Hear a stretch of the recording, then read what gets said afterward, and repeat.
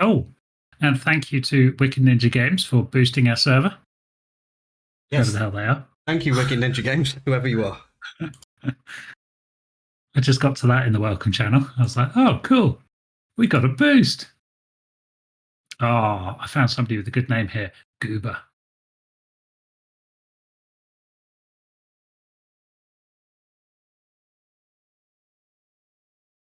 And thank you for our new tier 1 supporter, Stephen, who looks like he joined, and then tier 1 pretty much instantly. Oh, and Dalana, who boosted our Discord server. Thank you very much.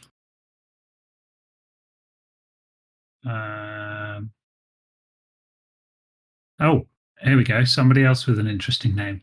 Dark Tatty. Now, is that a dark potato? Or is it a reference to something I don't understand? Probably a reference to something I don't understand. Oh, and a dark funny fox. Lots of darks around here. Ah, and somebody with some extreme wit called Wit. Suction Cup Man. Oh, he sounds awesome. I'm definitely waving him.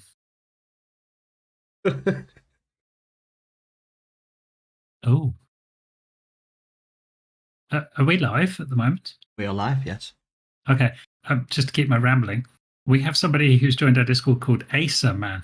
I remember a computer brand called Acer. Me too. I also remember Ace Man. Remember him? Yes, he's a plugin developer for Arc. That's all I'll say. He's plugin developer now? Didn't Ace Man do some? Didn't he do some plugin development? I have no idea. Maybe I'm mixing them up with somebody else. He did some really cool mugshots of himself standing next to a big bike looking like an Uber Chad, yeah? Okay, yeah, there was that.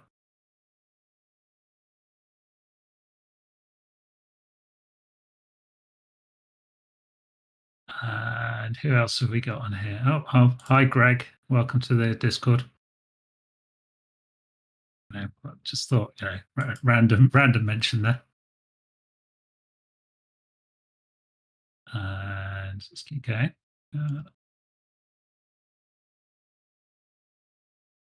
No, I'm not finding any more interesting names. Well, all names are interesting, but ones that are worth a particular shout out. I think I've just got to the end of my. Oh God, no, there's more. People.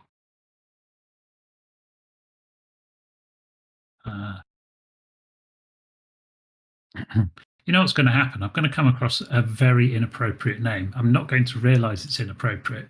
And I'm going to be like, hey, so and so, welcome to the server. And everyone will be like, you made a dick joke. Or something like that.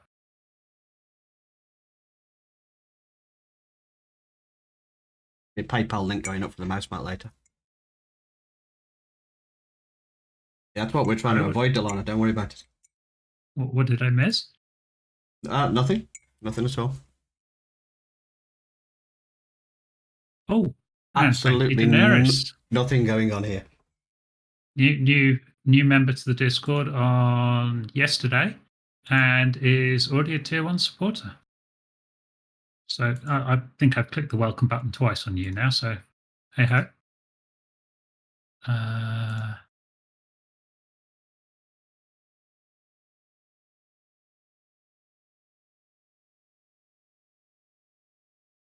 Now, surely I've got to the. Oh, no, there's still more. Ah, awesome. Everybody loves jelly. We have somebody joining us called Jelly. Now I've got to the bottom of the welcome list. There we go. If anyone looks in the welcome channel, you'll see the 6 bazillion Dark Jesters welcome so-and-so to the server. And last but not least, Jelly. And ice cream, I hope. Very tempted to change their name to that. Jelly and ice cream.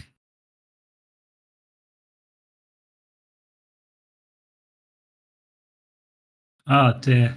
Suction Cup Man. As I gave him a shout out and he was so happy about it. He said, look at me go, all in block capitals, at which point Fred bit his leg off.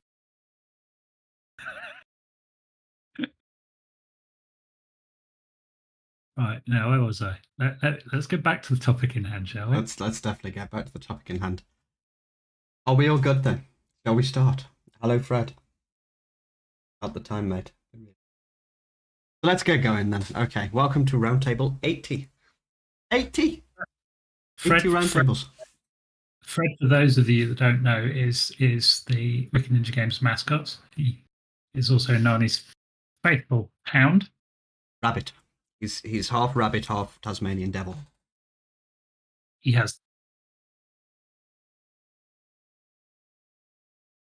So anyway, yes, welcome to Roundtable 80. I'm going to skip forward.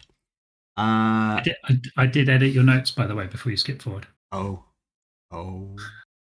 I changed the 79 in the first paragraph to 80. You didn't catch the second one, though, did you? Oh, did I miss that? You missed the second one, which is why, yeah, we're at Roundtable 80, you see. I forgot to edit that. So, it's time to catch up the WNG team. You've totally knocked me off kilter now. Find out what we have planned for the coming weeks, and also hear about changes. Oh, God, it's all going to shit now. Skipping forward, we'll do some Q&A afterwards. I've got a lot to show you this week. Weekly maintenance will be 9 a.m. tomorrow, as usual. And again, I look forward to hearing the "Where's the servers?" It's always entertaining having something to read. Fred, please don't eat me. Where we go. So tomorrow, what are we going to be doing tomorrow for downtime? We will be updating to the new API version, I believe. In fact, no, we won't. It will be the latest version of ArcShop and its companion UI. I don't think there's a lot of work to do tomorrow. So it should be kind of a normal-ish, hour and a half downtime. Nothing too stressful tomorrow. I'm obsessed with chat now. Everything's going completely wrong. So thank you for joining. You concentrate on the intro, maybe repeat it 3 or 4 times, and I'll answer some of the stuff in chat. I'm distracted in multiple directions now. It's terrible. So, and basically this week's roundtable is all Arc. I have nothing other than Arc, which will please a lot of people, and yeah, save a lot of time. So let's jump right into what we've got going on for Arc. We jumped. So as we've just mentioned, there will be a new version of ArcShop dropping tomorrow morning, along with its new companion UI. It doesn't mean any kit or item changes. It's just one of those things to update for tomorrow's maintenance. Worthwhile mentioning, we do have a little bit of work to do tomorrow rather than just rebooting the servers. So be patient. Don't read chat, Nani, because you're going to distract yourself again. Second thing today, I wanted to mention the orbital satellite uplink. This is our random post of the week. It's a device usable on extinction, and it allows you, with the use of some Fed shards, to power it, pull down any level of OSD at any of the OSD drop points you so desire. You can craft these things, you can put them in your own base on extinction, and I mentioned this because it was brought up in a conversation earlier on, and I realised a lot of you may not know about it. So if you're running OSDs, have a look at the... I've spilt my coffee again. Have a look at the orbital supply drop uplink. May make your life a little bit easier, or allow you to sort of pick the sites that you run your OSDs on. I know some of them are a pain in the backside, and some of them are too close to the world mesh. There is that. And then on to the main event for this week, which is going to be the event servers, which is what all of you are here for, I'm gathering. So the new World Boss events revamp should be going live at some point on Wednesday. I would say on the reset, but I need to change a few things, and I've got a couple of other ideas. So at some point Wednesday, I'll let you know the new revamp of all the bosses is going to go live. Would you like to just take a minute, maybe, to compose yourself? I'm also wiping my desk of coffee. I am not kidding. I literally poured my coffee all over my nice mouse mat. Well, fortunately, it's an easy white mouse mat. It's also washable. It is. With a nice stitching around the outside, anti-fray edges, and yeah, it's all very good. Would you also like to provide a link where you can get one of these mouse mats, DJ? Maybe soon, some point in the future. Trying to source a good mouse mat supplier is very difficult. This is true. This is Nani's personal purgatory. It really is. It's so easy to get this to get all over the place, and yeah.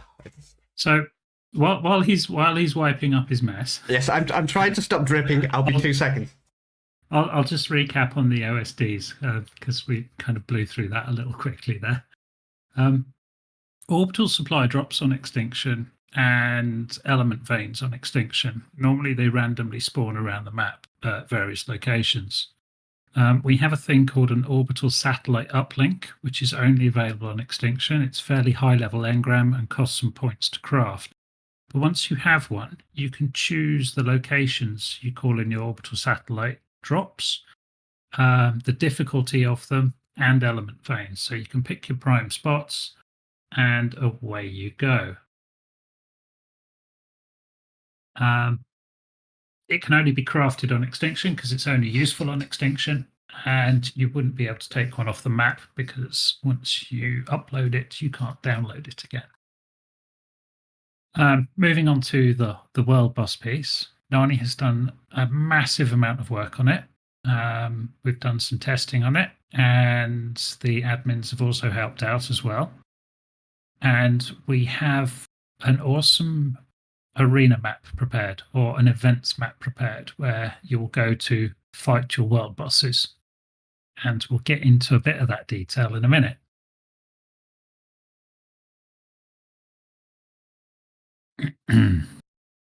Because we have some awesomely prepared notes, and I could just start chuntering through them, but Nani's back now.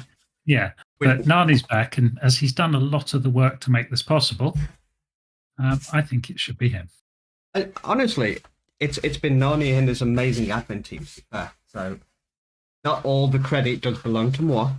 Our admins are amazing and have been helping out all the way through. So kudos to the admins who put their time aside relentlessly.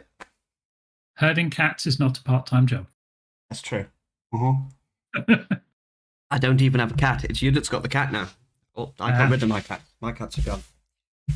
They're ex-cats. Please stop wiping the mat. I'm trying, but I'm... I lean on my desk and it just goes squelch every time I lean on it now. Anyway, so... let's have a look then through some of the notes we've got for the new event server. So, starting with complaints of the old system, what people came to us and said the reason why all this happened was people had some concerns. So, concern number one, too many people, bad performance. So what we've done here to combat this is we've created a new 5-man event server. So it has a server cap for 5 people. It's got no drops on it, no dinos, and it exists purely for events. Tickets for buy-in will be available on the main cluster's ARC shop under kits, strangely enough. Search for EV. If you buy your kit, it drops into your stash, and you can redeem it for an hour and a half of play on the event server. Kits, as we discussed over the previous 2 weeks, are going to be costing 4k shards, or shot points. And an important note here, this has to be an important note. It takes 5 minutes for permissions to sync across all servers. So basically you activate your kit and it's going to give you this hour and a half on the event server. But it takes 5 minutes to replicate all of those changes across all the servers. So I want you to count to 5, use a calculator, maybe a mobile phone. We'll have to document this. We'll have some instructions up. But just want people to be very aware. 5 minutes after activating your kit before you can actually get to the server. So, that said, what about your time? I've got an hour and 25 of my 30 minutes now. Somebody's going to say it, or somebody's thinking it. I know you are. So, actually, we're actually giving you an hour and 40. So, from the time you redeem your buy-in kit, you get an hour and 40 minutes. 5 minutes to account for the time that's wasted waiting to get into the server. And 5, when you stop posting... and 5 minutes basically to get off the server afterwards. So that's like condition 1 of what people wanted fixed. Condition 2, players gathering for free loot. So several things we've done here. The first being no 4K buy-in and no entry to the server. So essentially now there is an investment in going to those bosses. You have to have done something to go there. And you're not just going to get people piling up outside the shield bubble waiting to get in on the boss. So one bit to add in there as well is the level limit on the access to the event server. Yes, level limit is going to be 140, right? Correct. Have I set it to? Yeah, 140. So that's all good. We won't get people queuing up and sort of just sitting there on the outskirts. If they do try to connect without running a kit, they'll be kicked and have to log back into any other map and download your character as you would normally if you'd got kicked. And the second thing here is there's now a giant red dome over the fight arena. You can't miss it. It's huge. You can't shoot through it, and no attempts from anyone outside will do any damage whatsoever. So hanging around on the server attempting to just, shoot a few shots through and get in on the kill, that's not going to work. And then the third thing that was mentioned was poor FPS, which is understandable as we quite often had a large crowd out with dinosaurs out and flyers and people, wandering around. So it's a 5-man limit server. There are no dinos. The server doesn't have to calculate dinos or any drops. There's no bases on there, certainly no automation. So if you can't handle the fights now in this server, I think it's unfortunately time to consider a PC upgrade, because there really isn't anything more we can do for that. So running through now how the system's going to work. So what's this going to look like when you actually go to use the system? So number one, you're going to need to buy an entry ticket. There's going to be, I've got a short video for this afterwards as well we can watch, to very quickly put together this afternoon, just to show you some of the things rather than me talking about it. You can see it. So you buy your ticket. The ticket drops into your stash. At that point, you've just got an entry kit. You've not used it. So step number 2, you check the server list on Discord to see how many people are on the server. This is important because obviously it's a 5-man cap server. If it's full and you've already redeemed your kit and your timer is running and you can't get in, obviously you're wasting your time. There is a fairly reliable server list. In fact, it's a pretty damn reliable server list. Under the let's say fairly. I think there's a few seconds delay on it, but it's pretty. Yeah. It's up to date. So if you check on the server list for all the servers, where you can see who's logged onto each server, make sure you don't redeem your kit before you know there is actually a spot for you on that server. So after you redeem your kit, you're going to wait 5 minutes. You get your team ready. You organise what you're going to take. Hopefully, you've already organised this beforehand. Otherwise, it's going to be a rough ride. And then you transfer in. When you transfer in, you do a /TP boss. That will teleport you directly to the Dome Arena just outside, and there will be a terminal for you to access and get off the server if you need to get off. So once you're at that terminal, you can hit F2 again. You go to the art shop. The kits are there, as we discussed over the past 2 weeks. The boss kits are going to be all of the dinos you're used to. So the Apex Magmasaur's there, the Acro's there, the Dommy event's there, the Mr. Krabby's there, all of the good ones. And the boss kits will cost you 8k. I've also left in on that art shop, because it's extremely slimmed down for speed. I've also left in Titanosaur food and Kaiju food, should you require to feed those if you decide to bring a Titan to a fight, which you can. The only Titan that isn't available in that boss arena is going to be the Desert Titan, because no flyers are allowed. So the Desert Titan, unfortunately, you cannot deploy on that server. But the other two, you absolutely can, and you can use the tree to tank the boss. You can do whatever you want to do. It's worthwhile checking at this point before you then deploy this kit that there isn't actually an event already in progress. This is just one of the limitations we've got, and the tools we have to deal with have some rigid rules with them sometimes. So if you try and deploy a kit and there is already actually an active event, whether it's just sitting there or it's been run by another player, you will lose the kit. There's no way around that. There's no protection built into the kits to say, well, okay, there's a boss there, so it won't work. It just issues that kit. So at that point, you have a 5-minute countdown. Your boss will spawn, and we get to step 7, which is basically you assault the boss, you grab your loot, you get all your cool dinosaur upgrades. Right now, and your cool dinosaurs too. Exactly.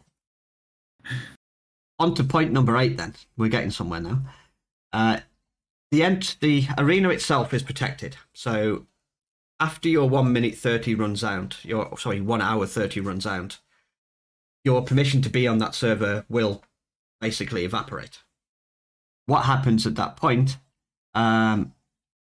You are unable to go back into the arena. You're unable to use kits. You're unable to buy kits. Any kits you did actually buy beforehand will still be there. You just won't be able to see them until you buy yourself in again, basically, to the server. But going back to the bubble, once you've killed your boss, you actually have to TP out of the arena. So the /TP boss will work. The arena locks you in. This is for 2 reasons. One is the fun one, no escape. Once you're in a fight with an Alpha Apex boss, you should stay there and you should, get your fight done. This stuff is for people who can do it. It's for people to test their OP dinosaurs against. And basically there are 2 shields. So the way this works is the outer shield is slightly bigger than the inner shield, and it's for 2 reasons. One is the no escape. The other one, we've had problems before where people go too close to the arena exit. A big savage acro comes herring after them with 20% health left and a load of people shotgunning it. And then it hits the edge of the shield after the player who's trying to run out. At that point, the boss resets to the center of the arena and regains every scrap of health that you've shot off it for the past, 20 minutes, 30 minutes. That's horrific. So what we've done is we've stopped people getting out, which also means that the boss can't go past the shield because the outer shield is slightly bigger than the inner shield, and you shouldn't get that irritating thing where the boss resets and resets all its health points. At that point, you've only got 2 Rexes left and it's a wipe. So hopefully that's a good change. And it's certainly going to, it's not going to mean that people can just drag your boss out and reset its health. So TPing out to the boss, and at the point you TP out to the boss, you're free to buy another kit if that's what you want to do. You've got an hour and a half in there, and you can run as many bosses as you want to within that hour and a half, providing you can buy the kits. You can pre-store the kits. You can buy 2 acro kits at once if you want. If it takes you an hour and a half to kill that acro, your kit remains, even if your time runs out. You just won't be able to deploy the kit. You'll have to go back to the main cluster, and at the next point you have a buy into the server, your kit's going to be available there to summon your boss. There are some caveats to all this. Yes, anybody can buy into the server, so it's going to take some player cooperation. It's a new system. I think it's going to be massive. It's going to be really, really beneficial in the long run, but there's some teething problems there. I can see people forgetting to check the server list and then losing their buy-in because they haven't checked. That sort of stuff's going to happen. I can see some people totally trying to summon a boss on top of somebody else's boss and losing a kit. That's going to happen. We're just going to have to get used to it. And I think once players start to coordinate a little bit, there's a looking for group channel. There's other ways of communicating. If you see somebody in there, just ask them how long they're going to be. Once they've finished and their hour and a half is up, they can't stay there. There's no point to them staying there, and they will leave. So there's going to be like a spot every hour and a half on the server where the groups switch over and you all get a chance to get in and do something. I think the other good thing about this as well is whereas before we had the bosses on timers, now you can summon a boss wherever you want. One of our biggest concerns used to be that the US guys or people that are outside our time zone never get to see a boss because they're all UK times. So problem solved there too. You can run these things around the clock. Be patient with it. And we'll see where we go. Questions? Do we have any? Do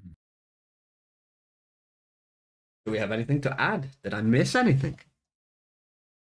I don't think you did. And what I think we hopefully have achieved here is like a boss or a sustainable event encounter server type thing that will be challenging and rewarding at the same time for the players that get to that point to do it. Yeah. The biggest things to take away from this is you're not going to have your level 50 randoms just tagging along, or somebody that's just ticked 105 and hovers in and grabs some loot. Mm-hmm. Or somebody runs into your arena while you're doing your boss, aggroes the boss and then kites it out the arena, or messes up your tactics or whatever. I think it's going to be a good experience for everybody involved. After we do the maintenance tomorrow, while Nani's making the final tweaks, I'll type up a nice page to go on the website for it, do a post, include the video that Nani's prepared as well, and hopefully everybody can have a look at that and see how it all works. And I'm kind of hoping I'm going to get a better version of that video going. It's very rough, and I was experiencing some server crashes earlier on related to stuff I was doing, not necessarily what's going to be going on there. So it's a rough guide, but it at least lets you see what's going on. There's no such thing as a server crash, Nani. It was entirely my fault, I will add. There was No, stuff going they on don't there exist. Nothing is our fault. Oh dear. Oh, You've dear. ruined the magic. I think the magic was ruined some time ago. It's, but still. Questions I've just seen in chat. Yes, we get that there's a lot of information to take in there. So as DJ said, there will be a post. We're also going to update the F1 menu on that server to be different to the information you get on the main cluster. So the instructions will be in the F1 menu. All of the things to watch out for, we'll try and include in that. It's new. It's taken a lot of work. It's still in its infancy, so there will be some changes made. The beauty of this is, though, if it gets popular and people love it, we can expand on it. It doesn't have to be endgame stuff. It doesn't have to be just dinosaur runs. As I was mentioning earlier on in chat, we have some raidable base stuff coming up soon we've been testing. Again, thank you to Scorp and to GD Havoc for the help they've done with that.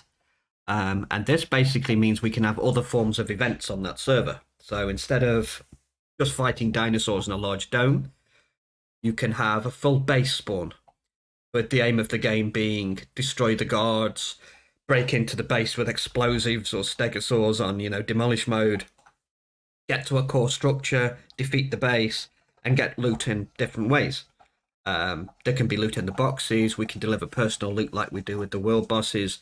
There's some amazing stuff that we've got ideas for, and I'm thinking there's already a million different things going through my head on how we can use that to make some nice custom experiences of cool things to do. We could even go as far as when the Halloween event comes around, having all this automated with zombies on there and all sorts of stuff. So it's a staging point for more stuff to come, I think. Would you not agree? Yeah, completely. The events server was originally it was World Boss server, but then our imagination got the better of us, and we thought, well, hang on a second, we've got all this other cool functionality. It's going to be a place where people can go and participate in bespoke events that they want to do, whether it be raiding a base, whether it be killing a boss, whether it be some sort of special seasonal themed event that we've just spawned in. There'll be quite a bit going on in there. And I think once we've kind of got this first bit out the way and ironed out any kinks that we may have with it, we can do things like events that are level limited. So if, you might be level 50 and want to do something cool, but hang on, that's a world boss. You're going to be you got to be 140 for that. But what about if they could go over to the event server and spawn in some level 50 appropriate bases to raid, or level 50 appropriate bosses to raid, that kind of thing? Yeah. So we can have different events tiered for different things and put the level restrictions on them so that only the appropriate tiers or above can buy them. That's kind of where we're going with this. Yeah.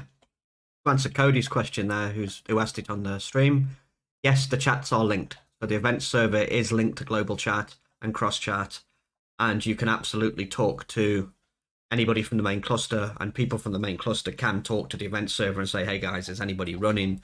How long are you going to be? That's all enabled. That's all good. So you're asking if mechs are allowed in the boss fights? No, there's a restricted list of dinos and things that you can deploy on the event server. I will just dig that out. Give me 2 seconds. Yeah. To clarify that a bit further, yes, there is a list of dinosaurs that are not allowed. Mechs are on there. And there is also a 0 build limit on that server. So you can't construct stuff in the arena, you can't construct stuff or put beds anywhere. There's no point. As far as beds go, I get it. If you die, you could respawn, but there's a /TP boss command. So wherever you spawn is going to be safe. There are no dinosaurs or hazards on that map at all. So it's just a simple case of respawn anywhere you like. /TP boss, get corpse works, everything that you expect to see on the main cluster is there.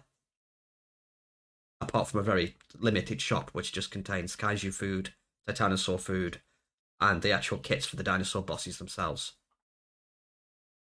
I'm furiously scrolling. Keep talking. Okay. Another note there as well, and I've thought about this, and I've been asked by somebody earlier.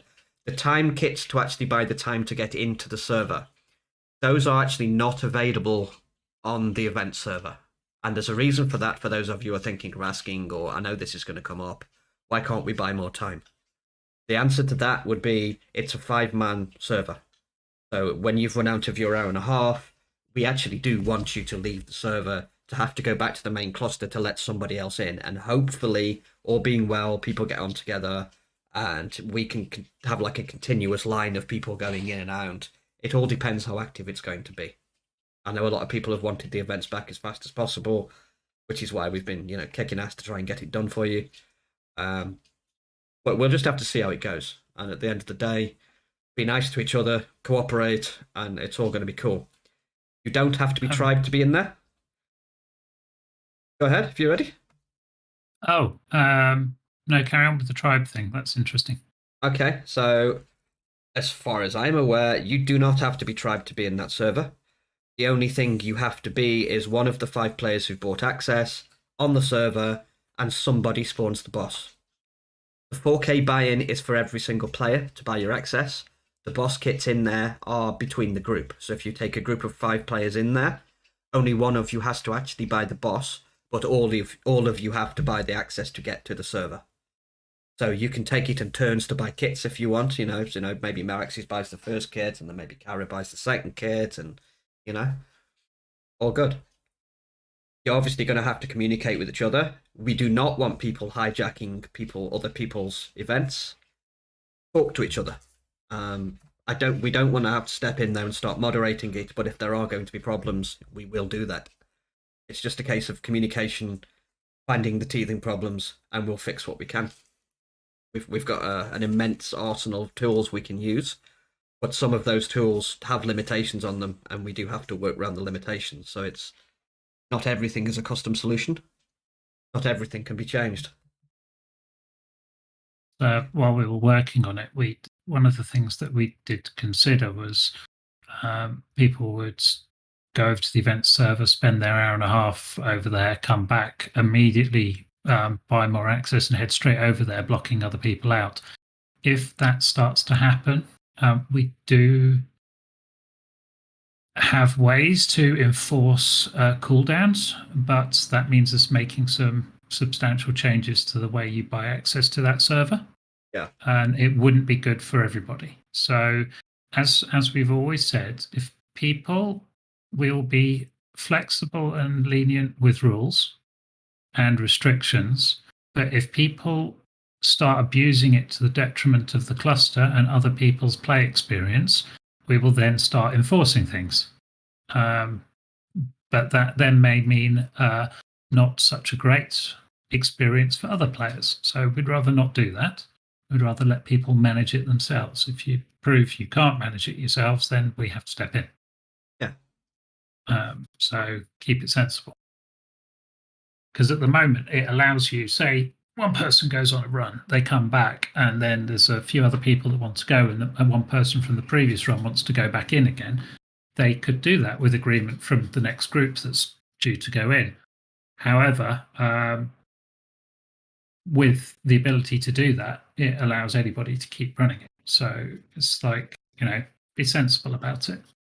As for restrictions, no flying, no structures, no mechs, no skiffs, no exomechs, and no desert titans. Player limit's obviously 5. 5-minute warm-up, 5-minute cooldown, unless that's changed. May have.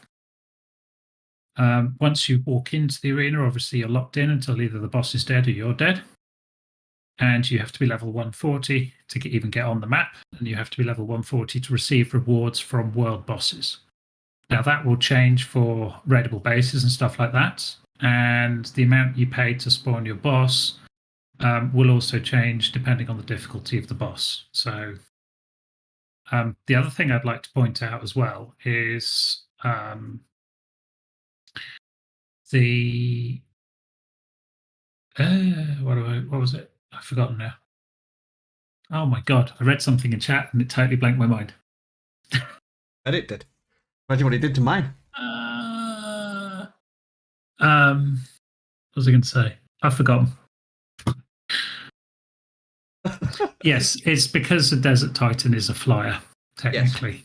Yes. Right. But it can still fly even with no flying on. So I've seen some interesting things done with Desert Titans and people choosing bosses. But yeah, these bosses are designed to be difficult for a 5-man group. That was it. Dino limits. Number of dinos you can have. 20. So don't think you're going to just roll in there, plop out 60, 70 dinos and brickroll the boss. You get 20 dinos and 5 players.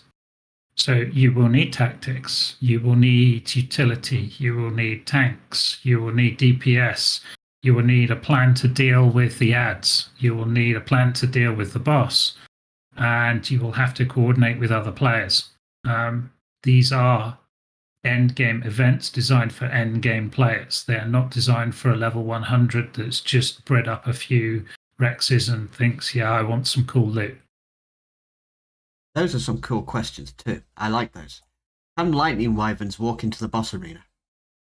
Well, they're not technically denied from being thrown out. There's just no flyers, right? Yeah. So you probably could walk a lightning wyvern into the boss arena, but good luck with that. Yeah, it won't be able to take off. And if it does take off, it will land you forcibly. Yeah, it's also likely to get wrecked. And the other question, can I throw out dinosaurs if I die? I do believe you can, absolutely. No issue with that at all. So what? Can you throw out dinosaurs if those dinosaurs die? Because there's a cap of 20 on the server. So of course you can, yeah. If your dino dies and you're down to 19, you could absolutely take a sack full of Uties in there or something and just chuck another one out. Yes, completely. That is not a problem at all. And in fact, that's something I was doing while we were messing around with the boss while we were testing a few weeks ago. I was just spamming like Rexes into the fight with no saddles on. It was hilarious. They got chomped instantly. For the chat, for the YouTube, people are asking questions as well in the Discord. So if you go to the top where it says WNG Streams, hover over that. There's a little icon that looks like a chat speech bubble. There are people in there too, as well as actually on the stream. Explains that. And for Cody, you missed it again. Yes, we were talking raidable bases. So these are alternatives to just, go in there, kill boss, and sort of the same old approach.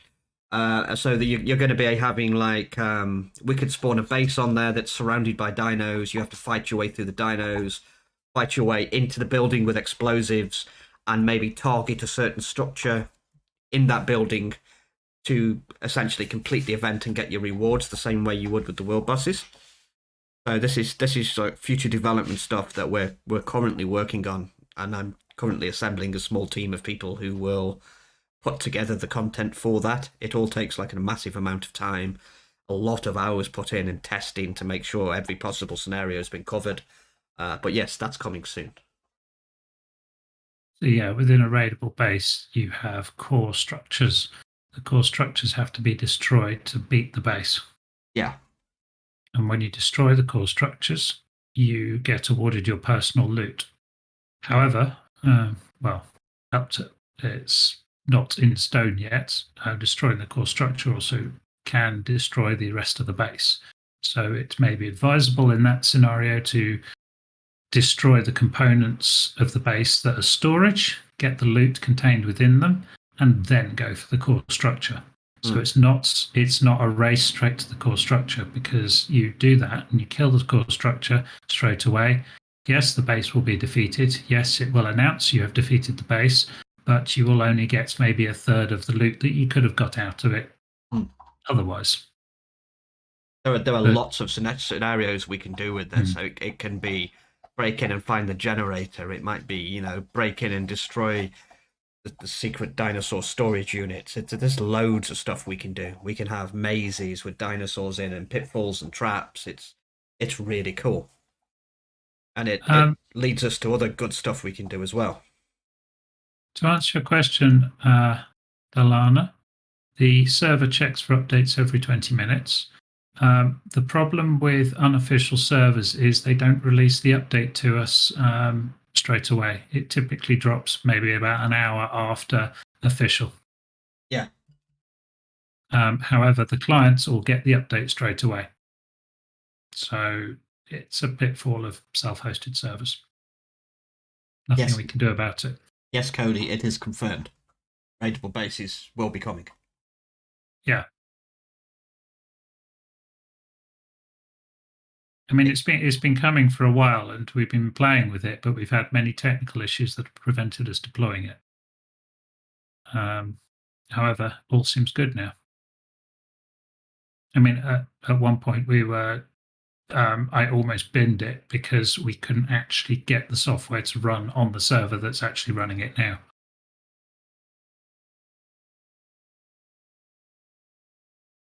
It's going to be really cool. Lots and lots of things we can do with that.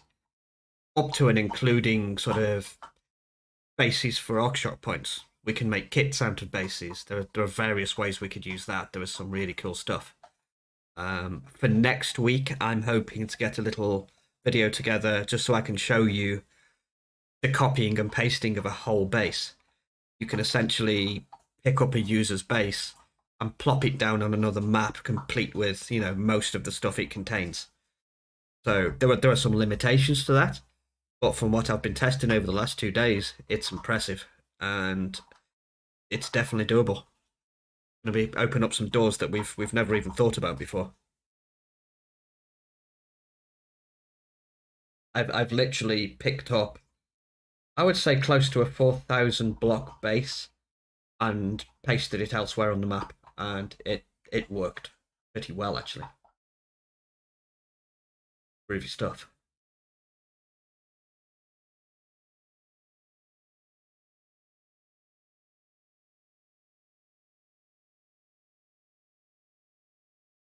Yes, you could, Sam, and that is something that we asked players about a little while ago. We had a few submissions. We templated a few of them. Very PvP focused builds, which were good because they were balanced for raiding. But yes, we can do that. And Cody, no, it's not a mod. I think there may be a mod that does it, but we're not using a mod to do it. No. But yeah, in time when we're ready, we could fully have competitions or build a base, leave dinosaurs inside it, and the dinosaurs are be able to be copied as well, and will be there present in the base, ready to attack your oncoming assailants later. It's pretty cool. I think what we'll do is we'll have 4 or 5 events made up, and then if they're popular and if people like them, yeah, totally, we can have players submitting their own raidable bases, and we can use them in game. No problem with that.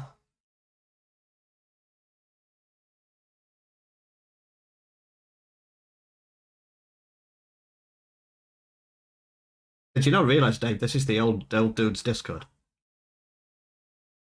Would it be obvious by now? Yeah, he was commenting on the use of my word groovy. I saw. I'm 47, though, Dave. Gamers don't just stop, you see. I was under the impression at some point during your life you were supposed to stop and like grow up and stuff, but it never quite happened. And you're still not the oldest on the server, though. You'd be surprised. There's quite a few of us aging old timers here. We have a whole range of players. But anyways, please not destroy your toys. What's next on the list? That is basically my list for this week. I have no more. Oh, I thought you wanted to run a clip at the end. I totally did, but I think we'll redo it and we'll actually put it up as part of a post. Oh, okay, no I problem. think that is a good idea. And whilst I'm about that, I can also include in some of that raidable bases functionality to kind of tech demo to people what is now possible and isn't. Maybe we do that as two separate shorts. Yeah, maybe so. One last thing I would like to draw people's attention to, though. I posted 2 videos in general chat earlier on. One of them was the train station UE5 tech demo, and above that was a video entitled UE 5.1. Anybody who's an ARC player or is looking forward to ARC 2, I think you should really, really watch those videos. The presentations of what they can now deliver with UE5 and especially 5.1 is jaw-dropping. It's truly going to be probably one of the biggest graphical update overhaul sort of game revolutions you've seen in your entire life, and probably will do in your lifetime. It's mental, the stuff they're doing with UE 5.1 now, and it's making the prospect of Arc 2 being built on that sort of mouth-wateringly good. The train station demo alone is like a 2-minute video, and it's basically indistinguishable from a person with a handheld camcorder just looking around a train station. It's totally mental. Bakara there cries at an ancient GPU. That probably isn't going to be the case either. The new nanite technology they've built into UE5 as to how it renders the world is actually more efficient and better on the graphics cards than UE4. So it's entirely possible you are going to see playable games that you didn't think possible. But I think the highlights from those videos would be the train demo's definitely worth a watch, because it's jaw-dropping how good it is. And then the other 3 points I took away from that which truly stunned me was the lighting. They're calling it the Lumen system. The lighting is amazing. The trees that are mentioned in the 5.1 video, the way they're using nanites now to render trees, and mirrors. The mirrors they're able to do now with the Lumen lighting and the new shading techniques. I've never seen mirrors done properly in a game before, but the dude is like in this video, and he's like it's like a modern like an apartment type thing. He's like looking at a kitchen and some kitchen cabinets, and as part of that, there's a mirror there, and he turns on all the Lumen ray tracing and all that sort of stuff, and he turns to look at the mirror, and the room behind him is thoroughly, completely recreated in the mirror, with all the lighting, shading, everything. And as he moves, the mirror changes. It's jaw-dropping, the stuff that is in those videos.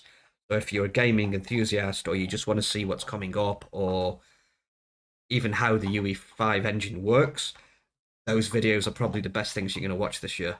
It's for those who are on the edge of thinking Arc 2 pile of shit. You really want to watch those videos, because it's going to be monumental. I will say, on the topic of mirrors, we actually removed the mirror from Arc because it caused such massive local FPS drops for people.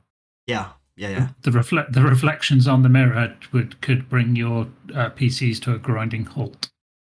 They're terrible. So I think we close off today's roundtable with what we promised last week, which was suggestions.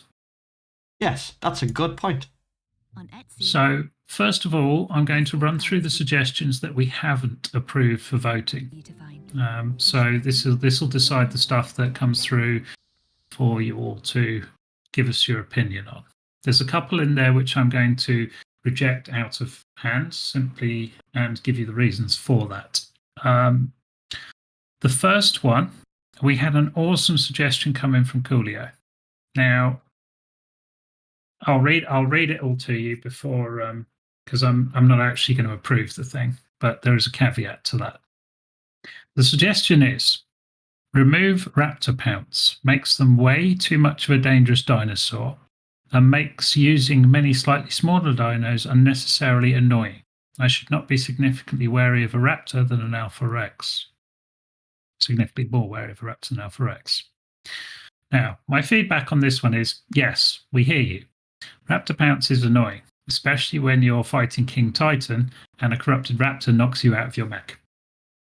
That is not intended. The mechs are supposed to make you immune to that kind of thing. Same with Titans and stuff like that. So we are removing Raptor Pounce from corrupted raptors, unforeseen. But normal raptor, it's a freaking dangerous dinosaur. Get prepared and stab it with a pike if it jumps on you. If you haven't got a pike on you or a spear and a raptor jumps on you, you're just going to have to suck it up and die. Unless you're like, what is it, One Punch Man. But seriously, guys, this is a survival game. Raptors are supposed to be deadly predators that hunt in packs that can jump on you and tear you to pieces with hook-shaped claws that are like fucking 6 inches long or whatever it is. Have you not seen Jurassic Park? So yeah, they are dangerous. I just kind of like, if we take away a raptor pounce, then there's an argument of the thylacolios. Should they be able to pounce on you? Is it unfair that palovias can dismount you? Is it unfair that a spider can drag you off your mount up into the trees? Is it, it's, come on. You're playing a dinosaur survival game.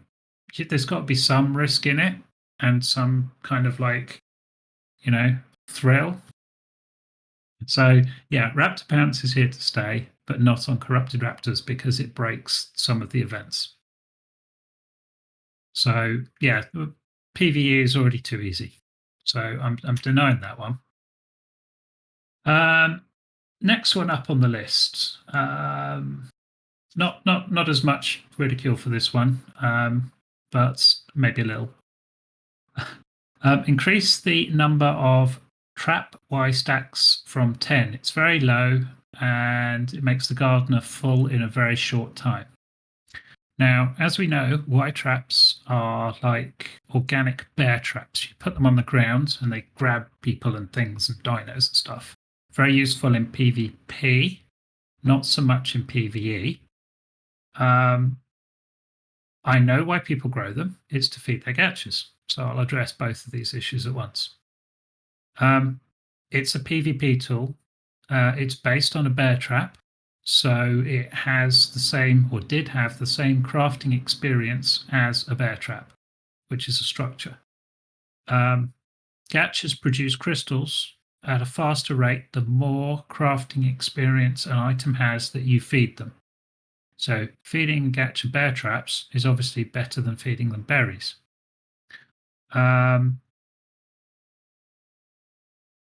So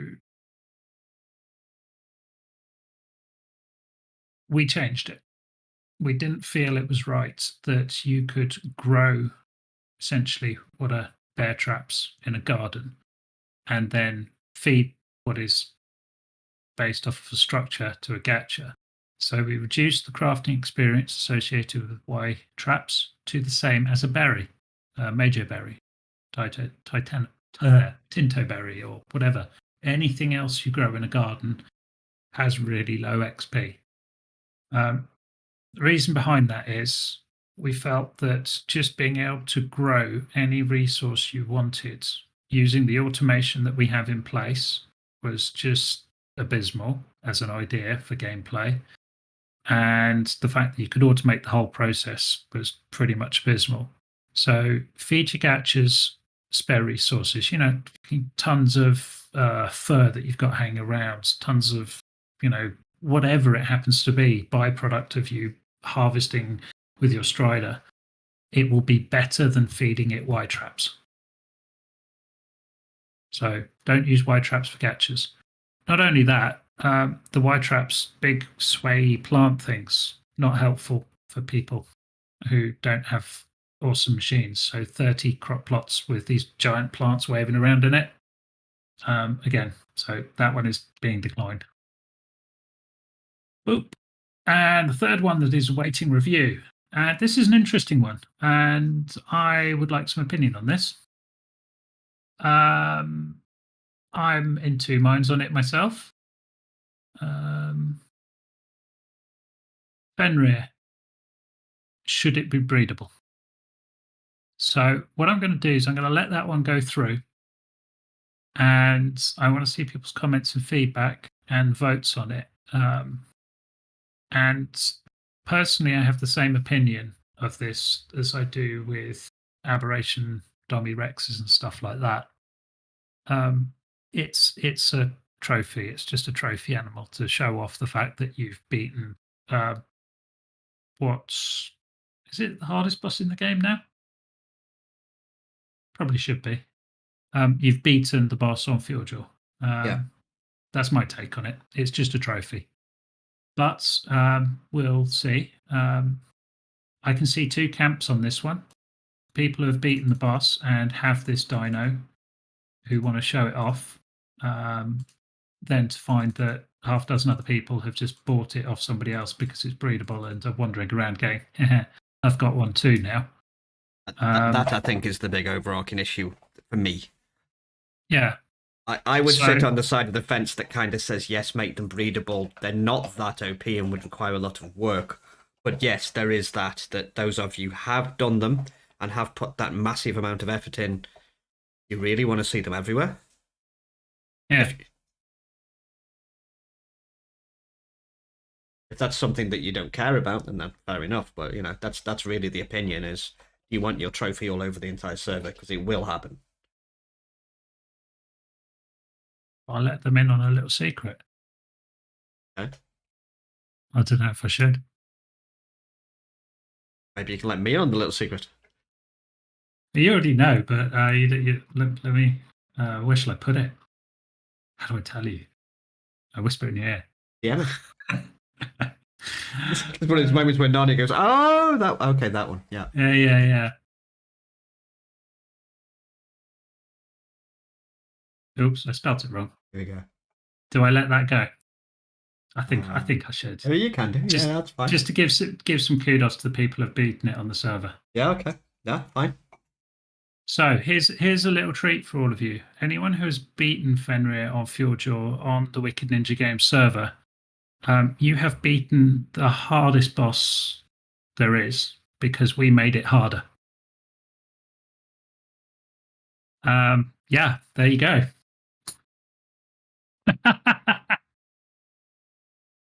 It does significantly more damage. It has significantly more resists, and it's a tough mother clucker. So for the people that beat it on alpha, yeah, you're better than all the rest.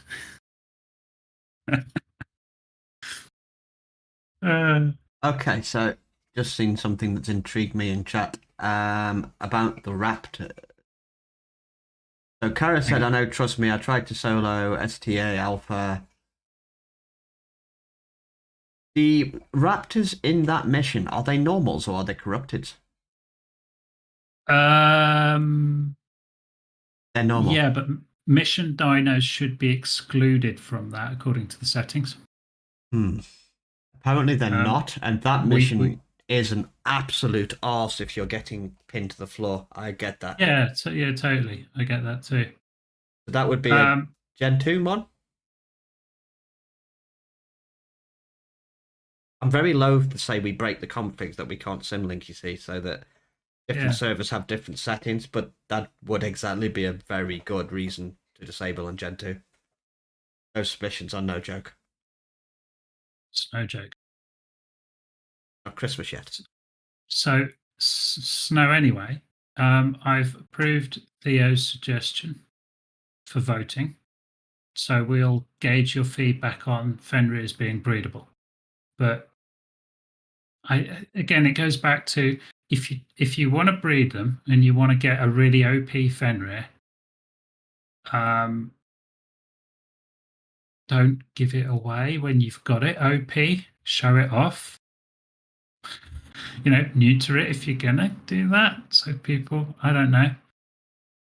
It's just like this enters our world of unenforceable rules again. You see. Yeah, but use your common sense because like people will complain. They'll say, you know, it's my trophy for beating that boss. It shows that I'm awesome. I just don't want hundreds of people running around with it. Well, only the people that beaten the boss have those dinos, so they must have given it away for other people to have it. So you created your own mess there. So I'm kind of erring towards, yeah, let's make them breedable.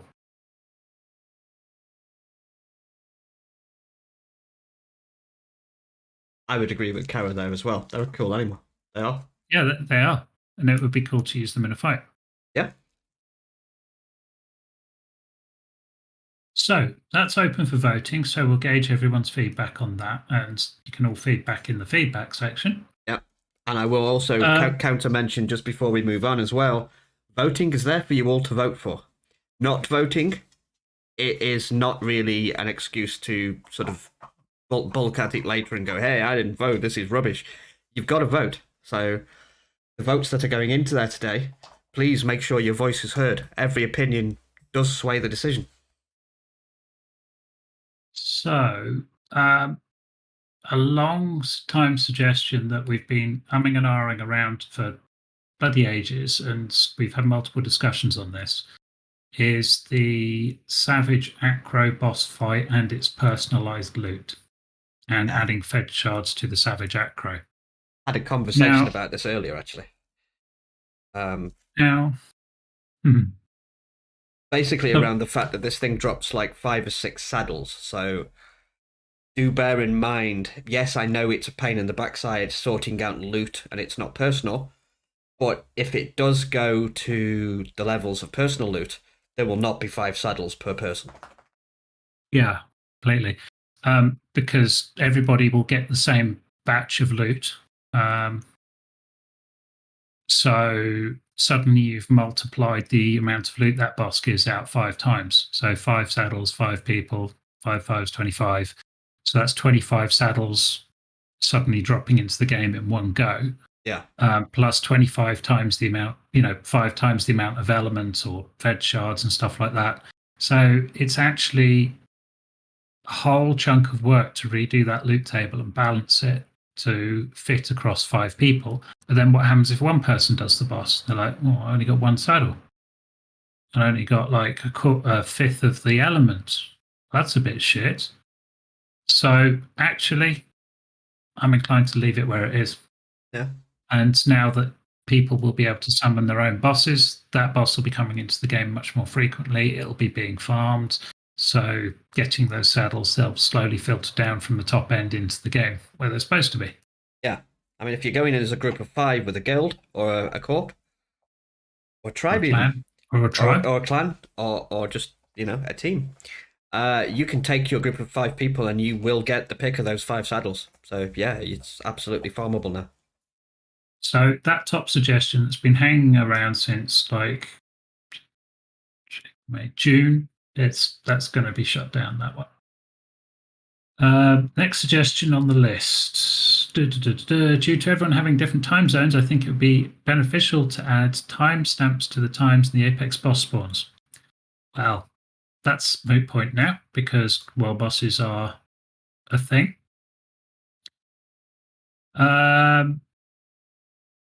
Growth kits. Ooh.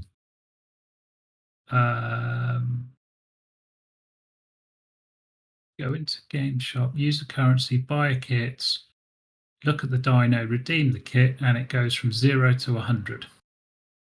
So this is people paying to instantly grow dinos through kits. 5 votes for no, 3 people just don't care, and 9 people for at the moment.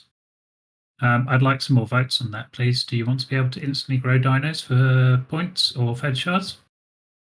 Think it's a bad idea? It would be a lot of fed shards.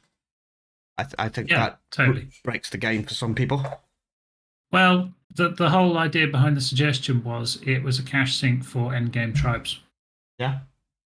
So it gives you something to spend your points on.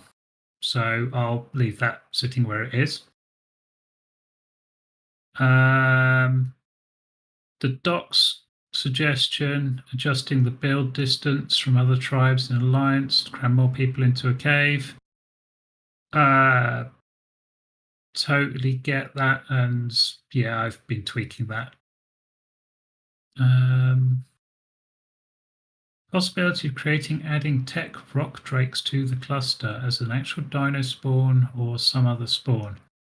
Love the idea. Lots of people voted for it, but I think we're at the point now where we're not. I don't think it's a good idea to add any more mods to the cluster. And any content we create will utilize what we already have without additional mods. So, events, bosses, bases, raidable stuff, all that kind of stuff, which you have to work towards. So I'll probably end up shutting that one down.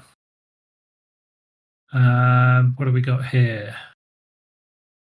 Looking around the ocean of Fjordjaw, cannot find a vanilla Leopleurodon.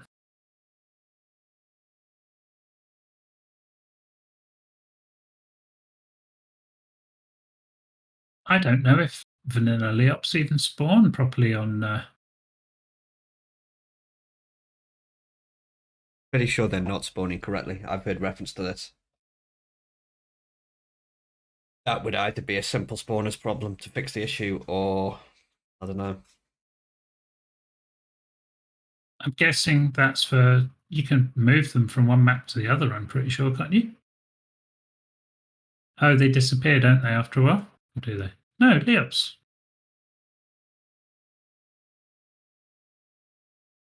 Hmm.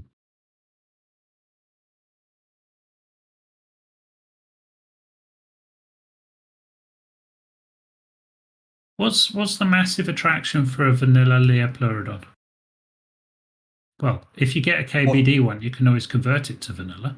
Water breathing, I'm guessing, but what? Yeah, why specifically a vanilla?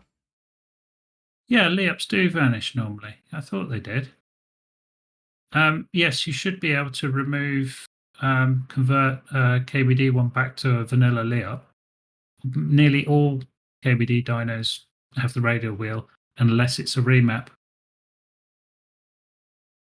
Not sure offhand with the Leo. No, neither have I. I've never really played with it. I've also forgotten one really important job we need to do, so don't let me forget that. It's primarily for getting the luck buff, but you're. I think the KBD Leop is the buff. Oh, the other one can put the buff on you. The KBD one crafts a potion which you can drink when you want.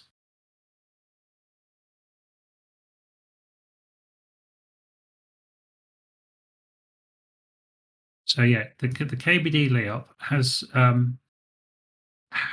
a recipe on it. It's disabled at the moment that allows you to craft luck potions with a massively long craft time. I mean, it's huge. But we kind of didn't really want to put that in the game as a valid non-ending resource for increasing your loot. We wanted to add it as a nice reward for people that do something, so it was put into the vote loot pool. But we'll look at that one.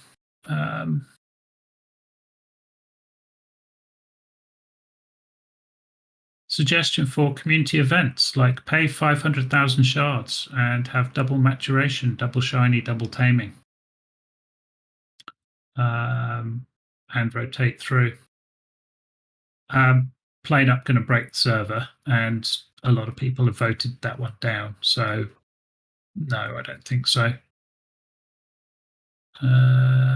In-game auction house mod. Ooh, now, this is an interesting one. I did approve it for voting. We have used the mod before. However, the mod relies on another server, which our server would then have to connect to. And yes, it is cool when it works, but it's also the biggest pain in the ass when it breaks. Imagine having all your stuff on the auction house and then suddenly that third-party server's down, but the game server's up, and you can't get access to any of your cash or items you've bought or tames you've bought. Or imagine that third-party server decides to turn itself off because the mod developer no longer wants to create or support mods for Arc 1. Yeah, I think that's the real issue for me. Like with the vote rewards, when we're reliant on something we can't control, It's completely out of our hands, and it's like being in a free fall. I hate that. I know the developer that does the auction house. He's a great guy and he's cool and he does some cool stuff. But I straight up think he's burnt out on Ark and has been for a while. Wasn't And Gaz doing Star Citizen, or wanted to, I believe? yeah, Gaz has been playing a number of things. Star Citizen is one of his favorites. But he's the guy that did Upgrade Station as well. And he kind of like said, yeah, there's a new beta version of Upgrade Station. It fixes all the bugs that you've talked about. And I've fed him a load of bugs that would make Upgrade Station actually usable, so that we could maybe bring it back again. But that's never left beta. And it's been like that for like 8-9 months now. So I honestly think he's worn out on Arc stuff and he's just maintaining it. So no idea how long that's going to be around. And I don't really want to put something into the cluster that has the potential to just disappear and everybody lose all their shit. Yeah. Would it be possible to see the Viking skiing mod that had the skins from the modded version of Fjordjaw? We did try some mods when Fjordjaw first was released, some Viking related mods and like build theme stuff and art skins and things like that. But to be brutally frank, nobody uses them. Maybe one or two people use them and they talk very vocally about it, but the majority of the cluster doesn't benefit from that. So that's not going to happen. The Gaia mod. I thought Gaia was abandoned a long time ago, unless somebody can correct me. Nope. Last updated 4th of October, so it seems to be back and kicking. Oh, Gaia 2. Here we go. The official release of the Gaia mods.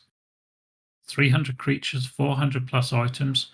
So Gaia may be like what we originally intended for the dock servers. I did have Gaia on the list of potentials as overhaul mods.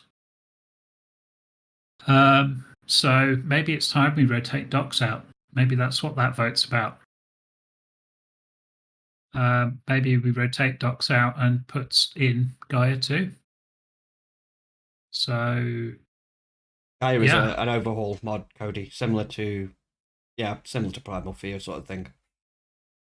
Yeah, it's very, very much Primal Fear. I thought it was, when I looked at like Primal Fear docs and all the other overhaul mods that were out there like ages ago, I thought Gaia looked the best, but it was the oldest and least maintained. So then it was down to Primal Fear and Docs. Docs was getting regular updates, lots of people enthusiastic about it, so we put Docs on there.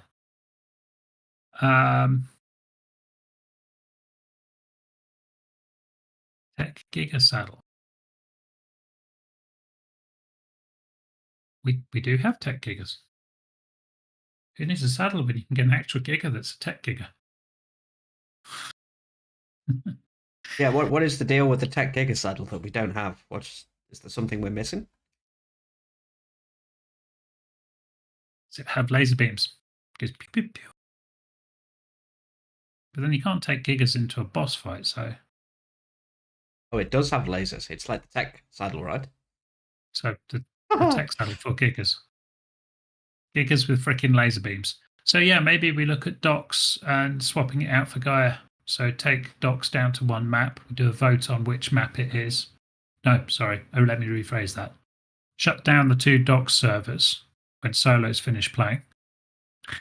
And bring one server up with Gaia and a new map, maybe.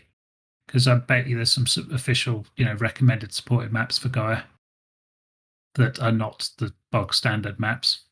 And I think that would be quite interesting. But hey, we'll look at that. Gigas with laser beams sounds really cool.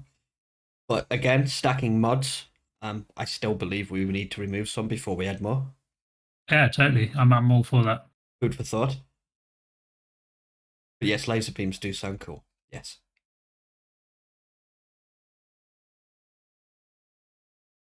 had a funny and perhaps somewhat scary idea. My suggestion is simple. Could be a fun way to gain a bit of experience in a rare way by turning up the level that enraged shiny dinos spawn at. Say, if the multiplier is 1 now, perhaps set it to 4 or 5. Ooh, more dangerous dinos. I like that. This I agree with. This is good stuff.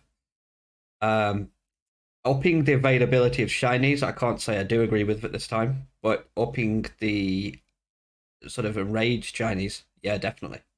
It's really hard to get the essences you need. That's a possibility, as far as I'm concerned, anyway. Yeah, it's got lots of votes on it. People seem quite excited about the idea of having a bigger challenge. It actually give you a bit of a point to raising some bigger, badder dinos.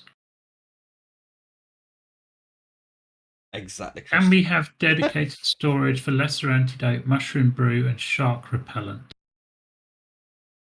If they're stackable items, then yes, you can. If they're not stackable and have durability bars on them, then no, you can't. So I'll look at that.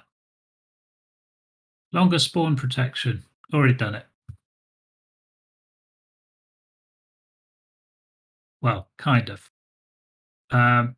Your first spawn in to a map, we've disabled the spawn animation, and we have no control over protecting you when you first spawn. Transfer, however, yes, we've upped the amount of time you are invulnerable when you transfer into a new server. Suggestion: make OSDs no build zones. Oh yeah, I think we've done that one. Got plenty of votes too.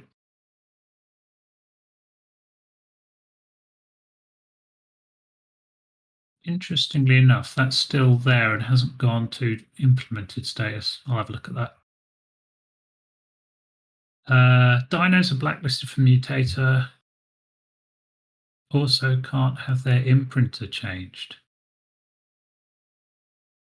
Dinos that are blacklisted for mutator can't have their imprinter changed. You're correct, they can't, because they're blacklisted for the mutator. Can this be added to the shop for those dinos? Yes, it's possible, and I have no problem with that, I don't think. What do you think, Nani? I have no problem with that. What I think would be better is having the cost on the shop the same as using the mutator to do the imprint, and it would just change the imprint to the person that was looking at the dino when they redeemed their kit. Yeah. So I think that was Kara's suggestion. So we'll definitely have that happen. Just very quickly cut in before we hit the next one, because I've just seen a question that's going to get buried. Any updates on the OSD matter? Yes, we do have updates on the OSD matter. I'm kind of trying to prioritize events. Everything we're doing has taken like days and days of time to do. So the first thing was to get the events out of the way. Raidable Bases team has been organized, and my next job is then going to be look at the OSDs. We've got some ways we're thinking about doing this. One of which was mentioned, I think it was either last week or the week before on the roundtable, which is to make the Exe server, to go backwards a step so we understand why. Wildcard made it so that, if I'm correct, corrupted dinosaurs cannot attack or do damage to player structures because of abuse. So shields became in, the corrupted dinos wouldn't kill the shields.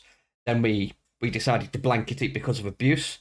And it was, I believe it was Blunt who brought it up, what about my tech leashes and stuff like that. So the way around this, we think, is to make Exe PvP enabled. Bear with me, it sounds awful. It's not, and it's not the complete story. So we make PvP enabled on Exe, which means that the corrupted creatures can now attack player structures, which is step 1. Step 2 would be, even though PvP is on, we can disable PvP damage. So essentially we make it a PvP server, then make it not a PvP server. It confuses the corrupted dinos to be able to attack then player structures, which means we can then possibly remove the blanket ban and only enable certain structures. We're looking into it. There's still some work to be done on it, but that's my next thing to really kick into high gear with is the OSDs. So it's not been forgotten, and we have some ideas of how we're going to fix it.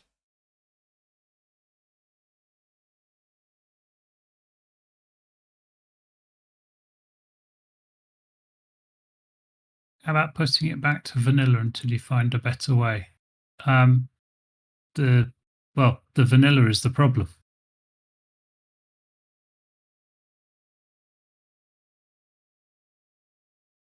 I'm pretty much ready. Yeah, the leash I'm definitely looking to bring back. We will find a way to do it. Shields, not so keen on, but we'll see how the testing goes, and if the dinos are able to go through the shields as intended, it isn't so much of an issue. So that's in the pipeline, and that's the next big thing I'm going to be spending a hell of a lot of time doing now that the event server is back up and running. Hopefully won't be long.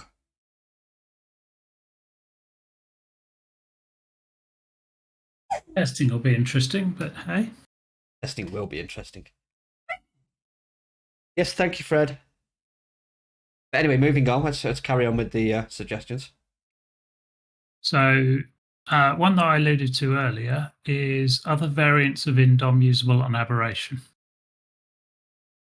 The limit is kind of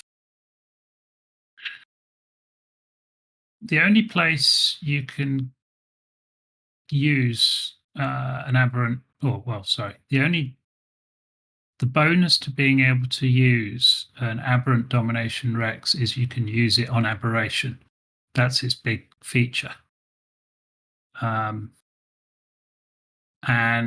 for people that have gone out of their way to collect that so that they can then use it on Aberration, again, it's a reward for them. So yes, if I allow the other dinos on there, it's a bit sucky.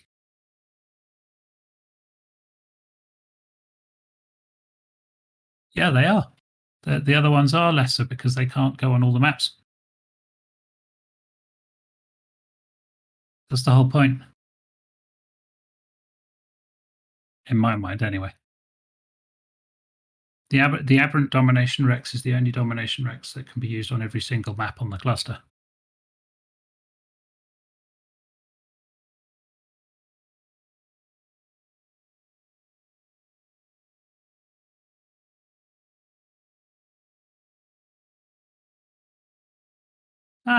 That's a much better approach, Cara. I prefer that one. And yes, we can do something like that. So I'd rather look at it that way.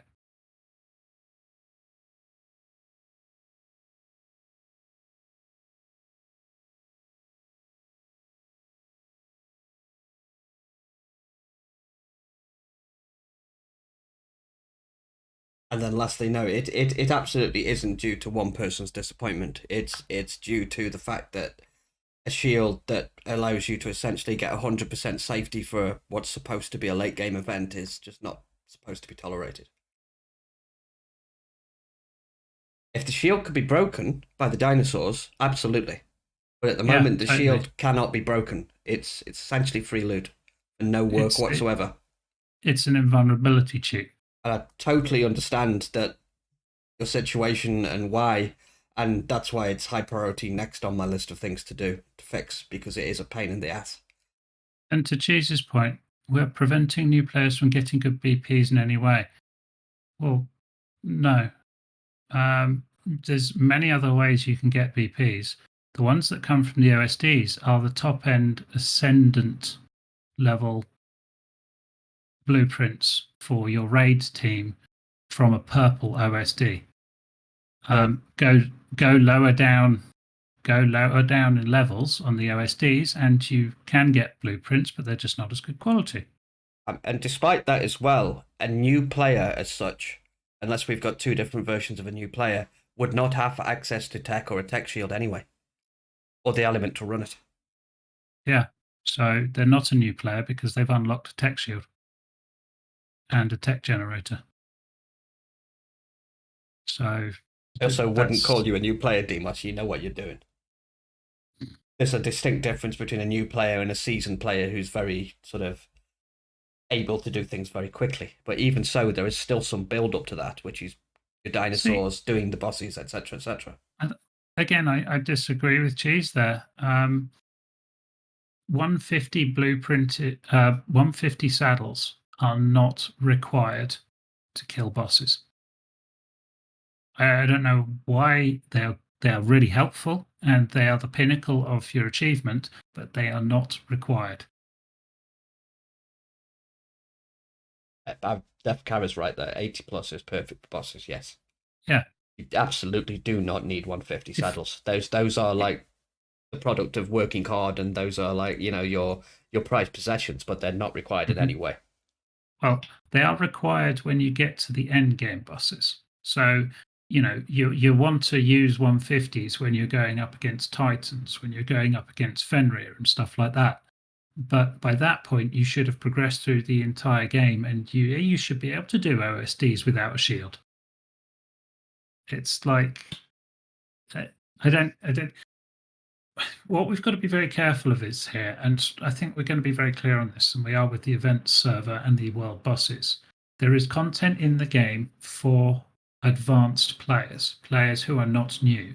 That content is not accessible to new players. There's in progression through multiplayer online games, you can't just join a server, no matter what the game is, go and kill the last boss in the game and get some amazing loot. There's a whole thing you go through. You progress, you build up, you get better, you get good, and then you go after the endgame stuff. You don't just go kill one boss with a half-assed raid team tagging along with your mate Bob. Go, haha, I've got a generator and a tech shield now. Grab a little bit of element off extinction and then go slap it down on a purple OSD and sit there immune to any damage, just killing stuff at leisure and then hoovering up all the endgame loot at the end of it. Purple OSDs are endgame loot. Best mechs, best armor, best saddles, shitloads of resources and element and shards and stuff like that. It's crazy that anyone can even argue that having an invulnerable shield to deploy over that loot source is a good idea. So anybody that does, it's kind of switched me off to your argument straight away.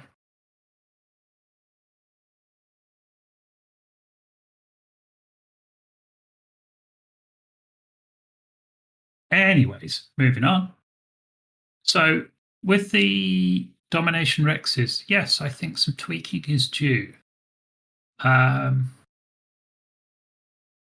Maybe we add some pros and cons to each of the Domi Rexes so people will use them for different scenarios. Like you could have a tanky one, you could have a damagey one, you could have like a middle of the road one, and you can have one that can go on aberration.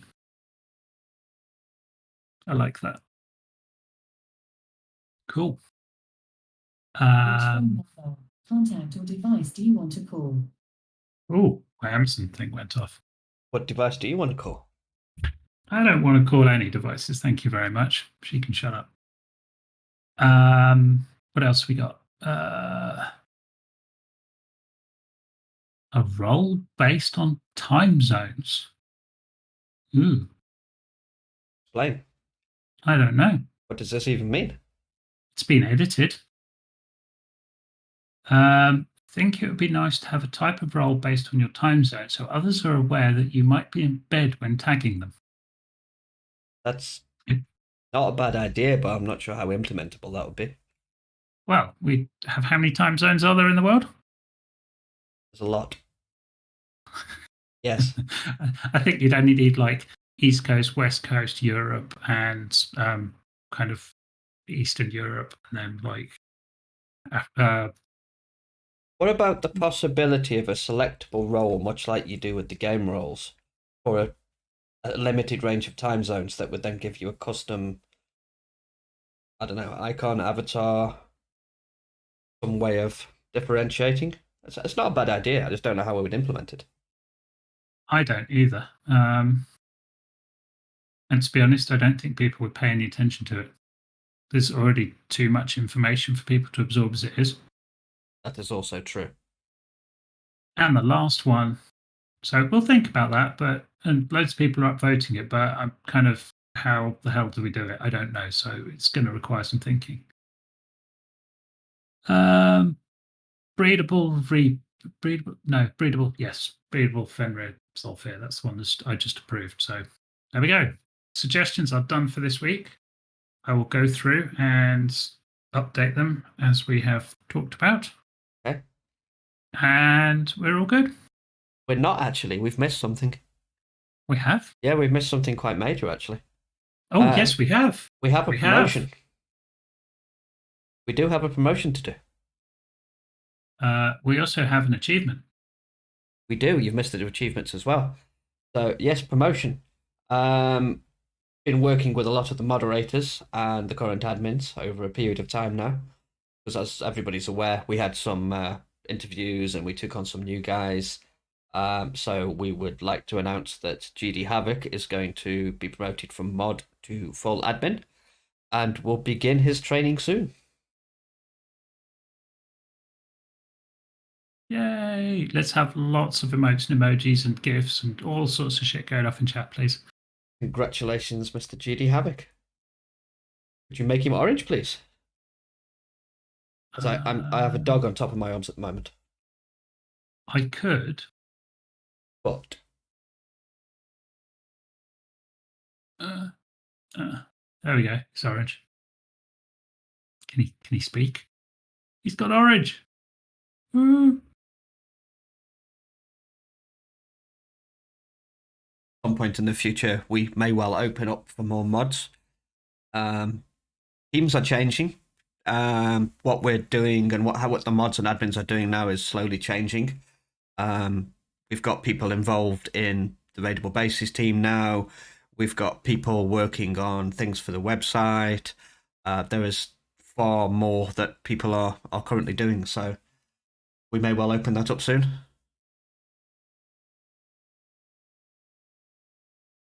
Well, what other exciting things do we have to say? Go ahead. What we have some new achievements, don't we? Indeed. John has been working exceptionally hard in the background and helping to promote the cluster. And I lost connection. No, I'm back. And a Discord server. And it was at the end of last week or early this week. I think it was over the weekend. Pretty sure it was over the weekend. Over the weekend, we passed 2,000 members on Discord. That is primarily solely down to John and his skills in promoting us and bringing people in to play on the cluster. So thank you very much, John. We've got some new artwork due soon as well. You want to talk a little bit about that? That's also Super John in action. Can we show some of it off? We can show some of it off. Where did he put it? I've got it in front of me. Right, okay. So things I need to break here. There's more. I've just got the stuff that was in chat on our Discord. Okay. You want to stream that? I was just going to paste it into the channel. Do I stream it? Yes, please. I would like everybody to see it. Could be a problem because it's in our chat. I don't know. I've got a way around this. He actually put it into a folder, didn't he? Yes, he did. I'm just looking to see where he put it. Do you have it in chat? Because he did actually give a location. See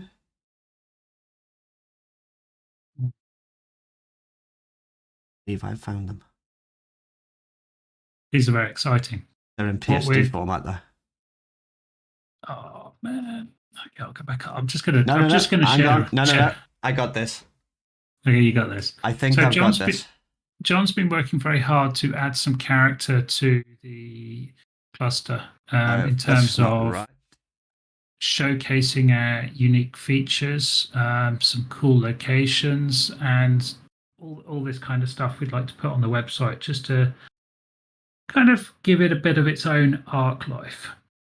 And in that end, he's a very talented designer and artist. He put together some cards for us. We're calling them like info cards or something like that. And they will. Oh, So where are we going? Where are we going? yes, so we should be up now. Whoa! There we go. We had infinity mirror there. No. I've fixed that. It'll all be good. No, it's So- all good now. Yeah. So what you should have there is he's done us some explorer notes. Particularly cool features here would be the map, which actually shows you the point of where this thing is, and he's been diligently going through all this, if this works correctly, doing these explorer notes basically for every trading post and location we have on the server.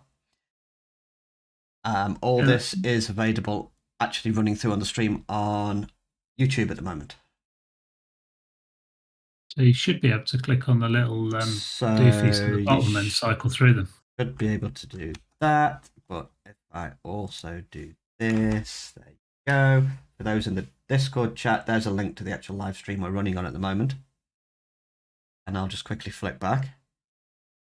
Wait a few seconds for people to connect if you want to see the new cool stuff. Make sure you're running your Discord in. Is that a good idea, no? What do you mean? Your little search snip thing popped up over the top of it. That's okay. It's gone now. I was just obtaining the link so I could post the video. So this is the aberration one. And then we've got. You can switch it if you're watching through the activity on Discord rather than actually watching on YouTube. Make sure to switch your stream quality to 1080. Yeah. It's if you're in full screen, it's the little cog in the bottom right hand corner. We have an aberration trading post there.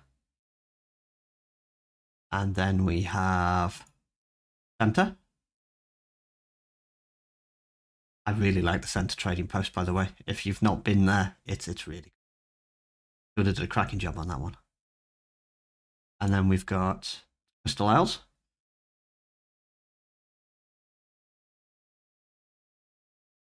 A bit of a pause so people can have a look. Yeah, you're a little bit ahead. So center's a nice one. I like that. Yeah.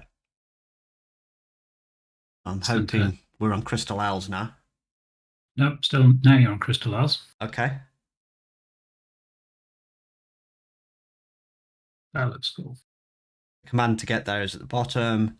Again, I absolutely love the way he's just marked them on the map as well, so you can see where they are roughly, and there's coordinates there. A little bit of a description. He's a cracking job. I'm going to move on again. If you've got Crystal Isles, got the extinction one. Wait for that to catch up.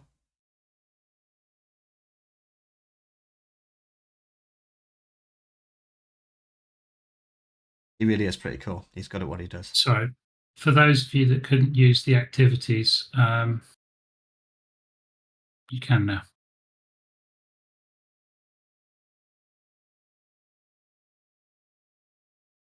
Extinction one. I'm going to move on.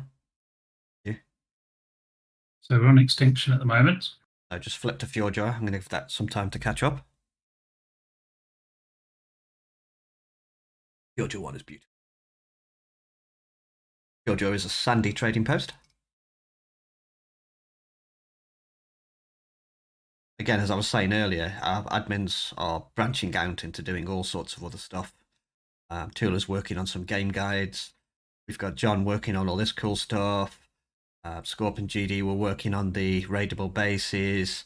As people can showcase what they can do and trust is gained, there's all the cool stuff we can do with more people. Are we good for Fjordjoy? Yep, Fjordjoy's on screen. Okay. A few more seconds and I'll flip it. And then moving on, we've got Genesis. Let me know when you see the Genesis. I can't dance. Exactly. Thank you, Tula. Genesis. Obviously, Genesis is zoned off, so the map is a little bit different. So Genesis is in the starting bog area. Quickly flip through again. I know I can see them because Tula's relaying. So what's going to happen with these is they'll go up on the website, and what we want to do is this is kind of like a first stage of some cool stuff that we've got planned. We kind of want these to be collectible, like explorer notes, along with things like the world bosses, the raidable bases, and all that kind of stuff. So this is the first part of creating the content for that, and then you'll be able to go around the cluster and find all these locations, and we'll create some way of you collecting that location and then being able to view it on the website to see what you visited. And it won't be like Arc Explorer notes where if you turn your PC off you lose them all. There's the island, which everybody's obviously, this is the oldest one. This is Scorp's work.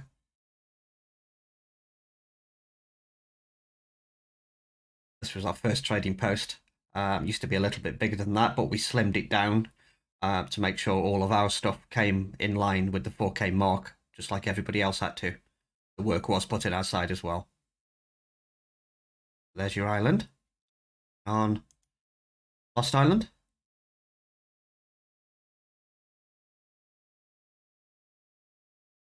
For the life of me, can't think who did the Lost Island trading post. Lost Island a Scorp one? Yes, it was. I think it was a Scorp one, yeah. You can tell people have different building styles, and I think they're once you know them, it's quite easy to recognize who's built what. Well, flip again. Ragnarok. This is a Sandy build. This is the Hall of Heroes. So this is where we sort of iconize everybody who made a first kill on the server. There's some dioramas that Sandy keeps maintained, bless her. And then there's the inside where you can just see on the first picture, we list all of the supporters on the walls. Bless her cotton socks, Sandy keeps that up to date. This is absolutely fantastic. The only problem with the supporters on the walls is we've had a lot of supporters over the last few weeks. Yeah, things are really rolling. So your name will make it there eventually. Give us some time. We'll get your name on the wall in the Hall of Heroes. That's the Hall of Heroes. If you've not been there, that's really worth a look. She's put hours and hours into that. It's a work of art. Yeah. So travel to Ragnarok /TP hero. And then the last one, Ragnarok trading post.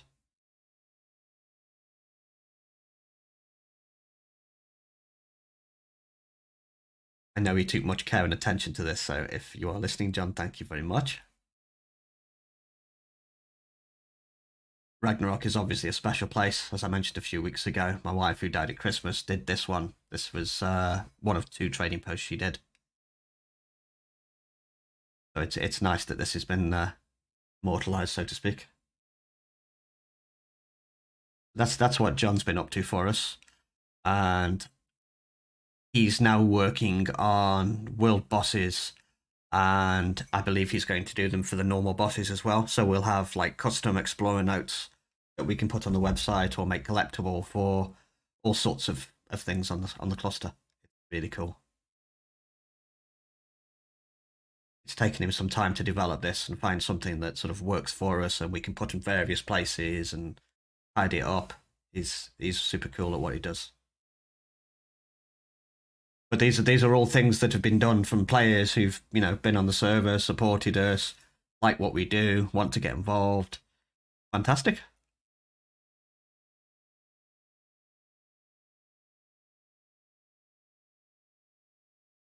So yeah, that's the new artwork we've got.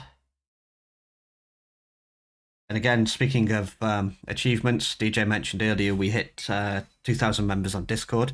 It's amazing. Just 2 years ago, we didn't think that would be possible. It's just mind-blowing how that's grown. The YouTube, which is that's hitting milestones every single week now. We're up to 500 watch hours. I think we've got 140 followers now. So again, thank you for everybody who's done that and actually bothered to press the like, subscribe button, or who's commented. Everything helps. It's nice to know you're watching. It's nice to know you're out there and the Roundtable videos get watched. It makes it even more worthwhile doing when we know people are involved and looking at it and at least getting some enjoyment out of it. Tula did raise a good point, actually, which we do have to warn you.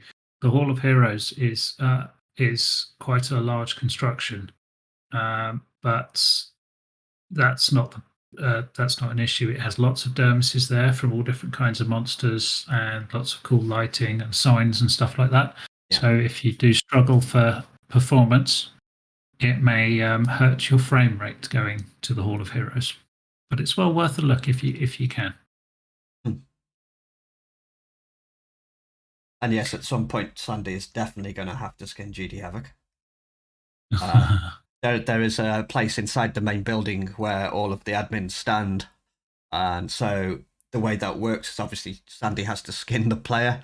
And she takes great enjoyment in making sure she cops hold of new staff or admins so she can flay them alive and immortalize them forever.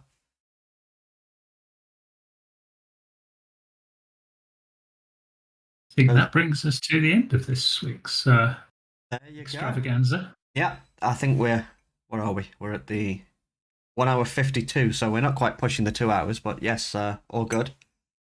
It was a short one this week. Exactly. It's just a very, very quick roundtable this week at 2 hours. So again, thank you guys. We've been the Wicked Ninjas. You have all been awesome as usual. Thank you for all the support. We really do appreciate it. And we will see you next week, where hopefully I won't be swimming in coffee and massively distracted. I've forgotten about that, but thank you for reminding us all. The mouse map will never be the same. It's going in the washer tomorrow, I guarantee it. Yeah. Cool. There's some washing instructions for that map, by the way. Yes, I shall be digging them out.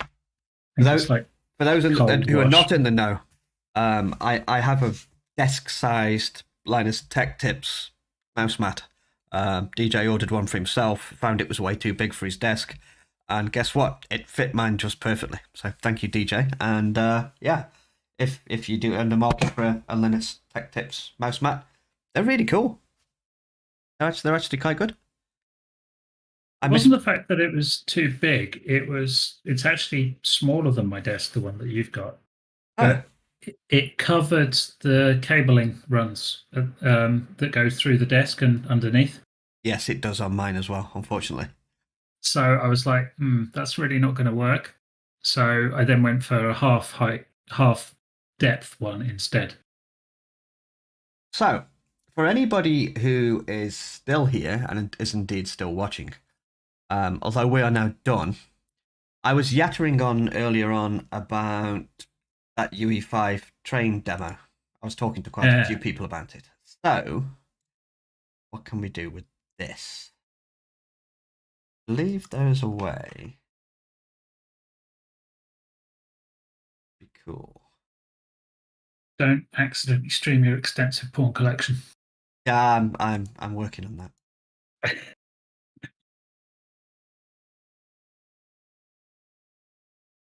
You can yes, we can do that. Right, so forming well. I don't want to see a goat bouncing up and down on the screen. Cross your legs. Here we go.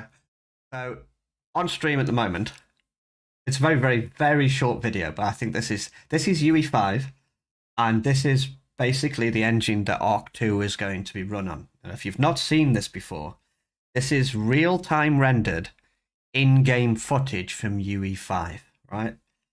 Hopefully, also known as Nolan's back garden. This works. Check this out.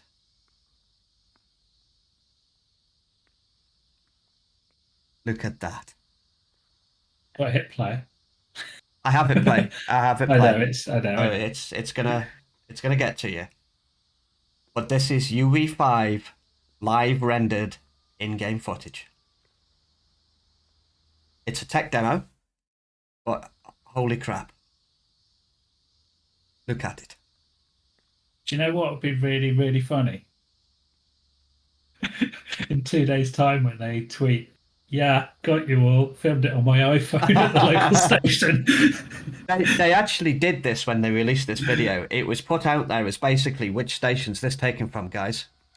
And there's people all over the comments like sort of, oh yeah, it's a German station, or it's just, some American subway, or they then trolled them 2 weeks later and they're like, "This, welcome to UE5. Look at it." Is this actually a fictional location, or is it something that they've modelled and rendered in game from a real location? I believe this is a recreation. I don't know of what.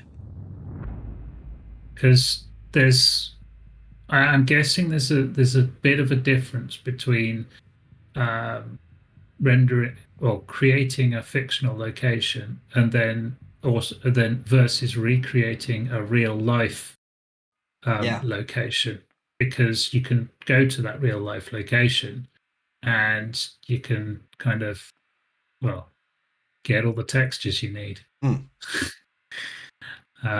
See what it's supposed to look like, that kind of thing. Now, if you scroll up in general chat, you will find this video, and about 2 posts above it, there's another video that's entitled UE 5.1. If you watch that video, it will blow your socks off. The things they're changing for UE5 to do with the looming lighting, they've introduced new rendering techniques called nanite rendering. And there are sections in that video, like I said, there's 3 of them in particular that blew my socks off. One is the mirrors, the other one is the lighting itself, and there's the scale that they can now do. So, whereas before I think the biggest renderable map on UE4 or 5 was 22K, and they've now upped that to something like 155,000 kilometer maps. And this stuff is so new and so sort of good at what it does and the way they're rendering it and the way the coding works, that this stuff is actually easier to render for a GPU than the previous stuff in UE. Yeah, that's what we said earlier, Delana. UE5 horror games are going to be. Can you imagine it? I mean, Phasmo in that sort of detail. We'll go back and look at it. It's just crazy. But I'll try and post the links. I'll post the links again. And if I can, I'll add them to the description of the video as well if you want to watch them. But that UE 5.1 video will blow your socks off. And just think Arc 2. Well, just drop the links to the videos in the news feeds channel, then they won't disappear. I will do. But this is mental. And it's supposed to be a lot more optimized and a lot more easy to run than most of the stuff we do with UE4 at the moment. It's going to take some time to get there. Obviously, the engine is new and developers need to get to grips with it. But when you think of like AAA studios like Ubisoft, think of the Far Cry games, all those sort of stuff are usually staples of showcasing the UE5 or UE4 engine. It's going to be phenomenal. I think the most unrealistic aspects of games for me these days are not the... sorry? I was just thanking Cheese. He's put the link to the 5.1 in the chat. That video will blow your mind. As Legless says, yes, a little bit of poop will fall out. I don't think... in games these days, the biggest problem or the biggest issues I have are not with rendering landscapes, buildings, objects. It's people. They still can't get people right in games. Yeah.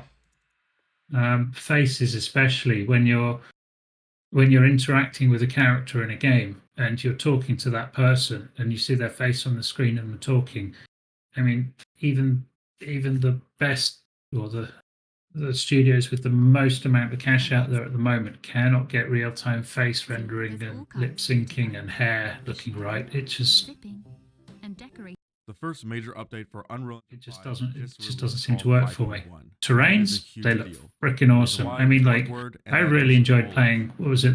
Far Cry 5, I think it was. Yes, Far Cry 5 is amazing. Far Cry 5 with everything cranked to maximum looks lovely. And you don't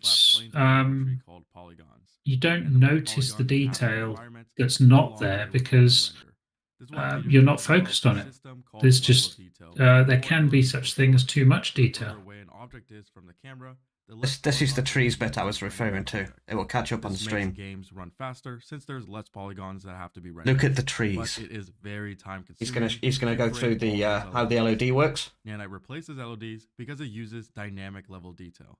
This means you can have an object with millions of polygons without any LODs because polygons dynamically deform, lowering the amount of polys on an object.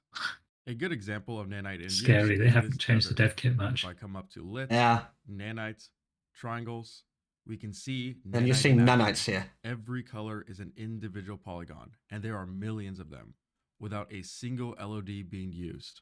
The biggest issue with nanites is that it did not work with foliage. This means we still have to rely on level of detail for foliage like shrubs, grass, and trees. This is Trees how generally LODs use work. billboards as the lowest level. See the last one in the list there, it's going to catch up. But LOD, level of detail, works in like 4 levels. So in the very, very distance in Arc, when you zoom out or you fly out in admin mode, all of the background trees basically turn into cardboard cutouts. And it's the problem with the cardboard cutouts is they let light through, but they don't shadow. They obscure light or they don't obscure light. There's no shadowing. And as you move in, you move to what you should be seeing on the stream now as LOD 3. As you get closer, you get to LOD 2. As you get closer again, you get to LOD 1, which is the arc trees you see at the moment.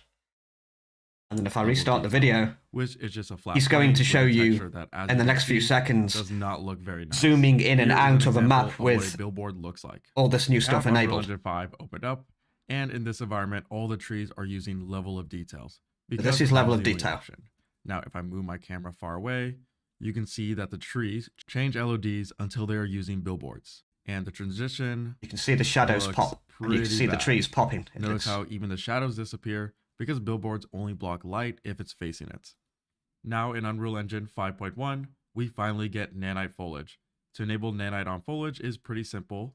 You want to open up the static mesh, and within here, make sure enable nanite support is turned on, and this is unique for foliage. Select preserve area. That's how if we aren't too far away, the object won't disappear. And then press apply changes.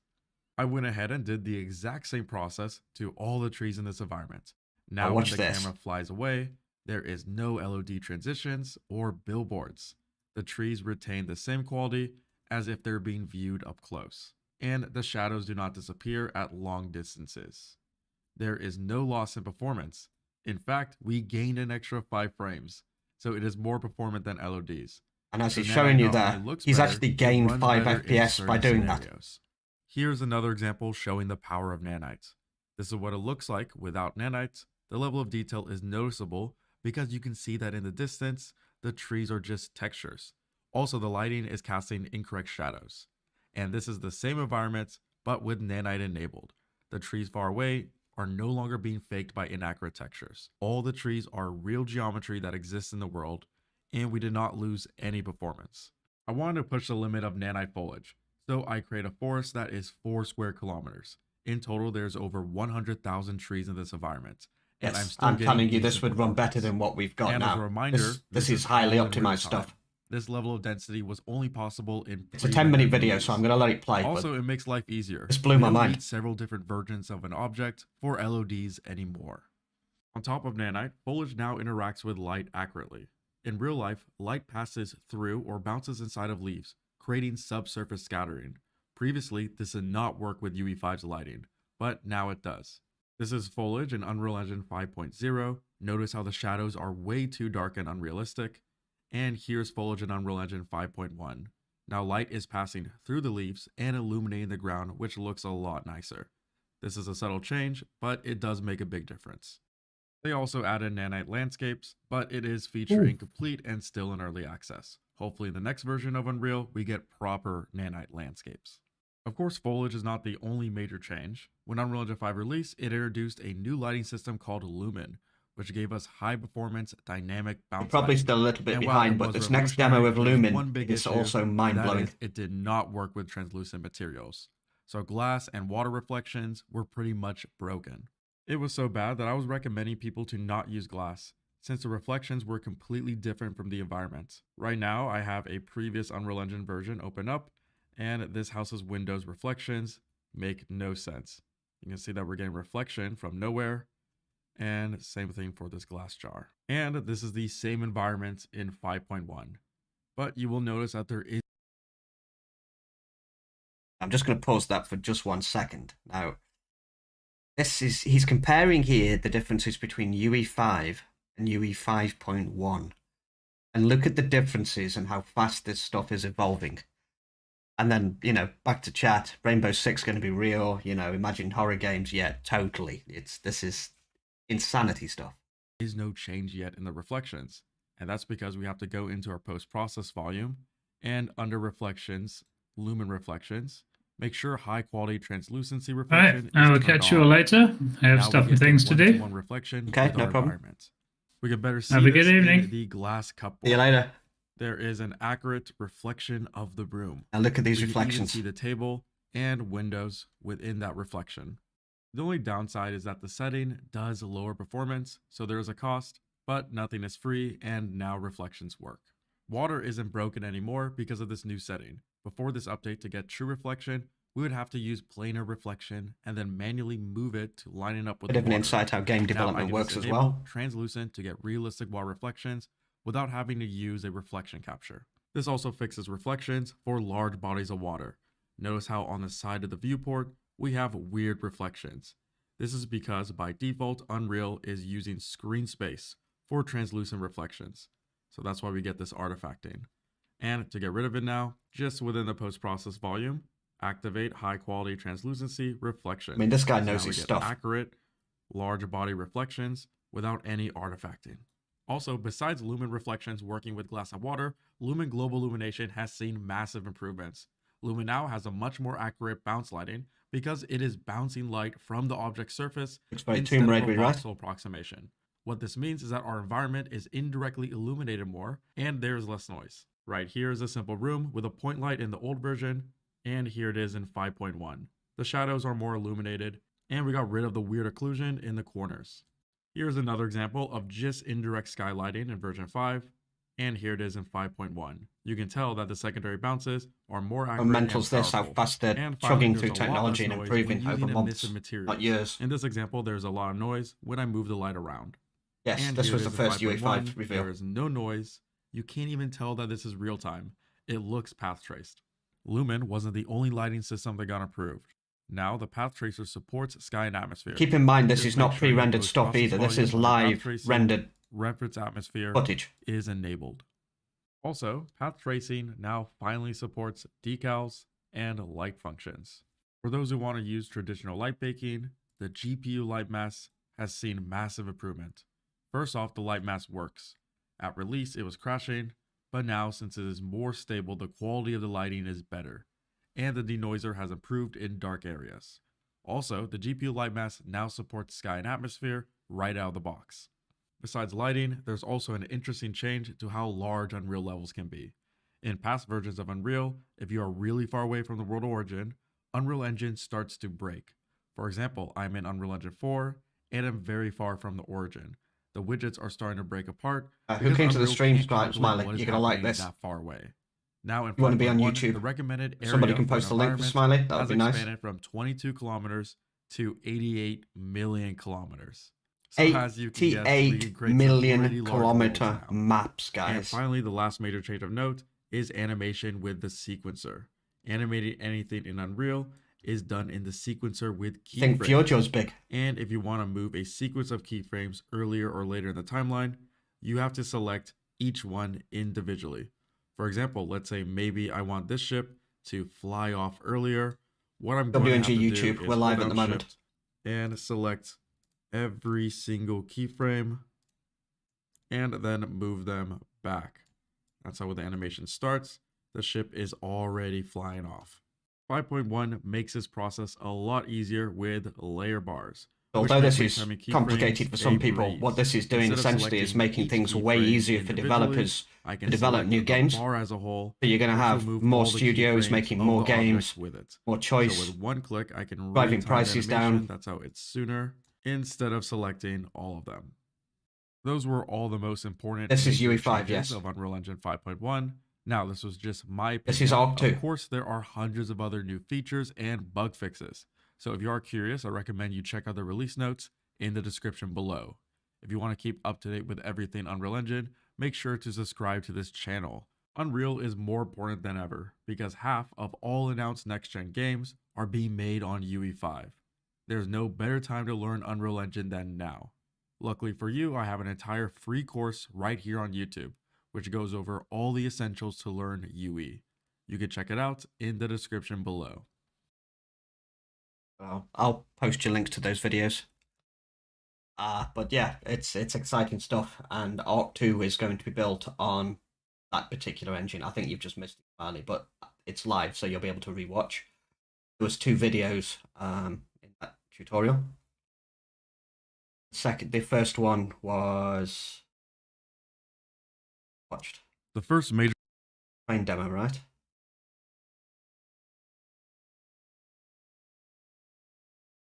Find that again. I'll rewind the train demo just once. Here we go. Of course, we get YouTube ads, so I'll switch back in a second. I absolutely hate YouTube ads.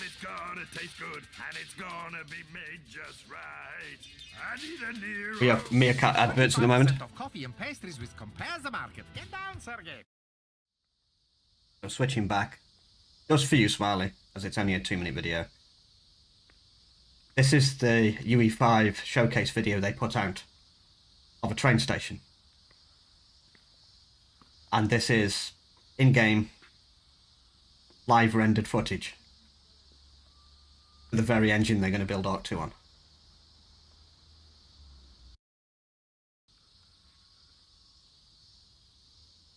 And I'll leave you with that, and we'll cut out after this finishes. But there, yeah, this is exciting stuff. Yeah, I definitely need an ad blocker. Yeah, Mother of God is right. There's 2 videos. I'll provide the links to both of them, and you'll be able to rewatch the stream. But holy crap!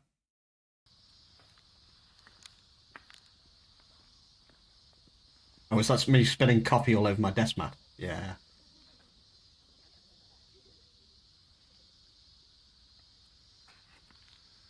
Want at least some new likes and subscribe just for the fact I ruined my desk mat and my dignity all in a like 3-second time period.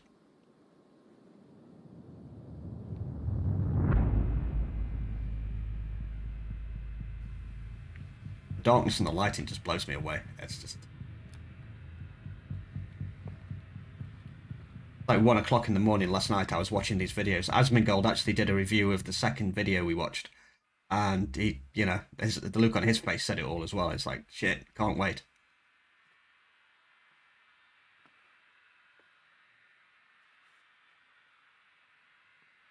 That's also a fair point, Clayton. Yeah.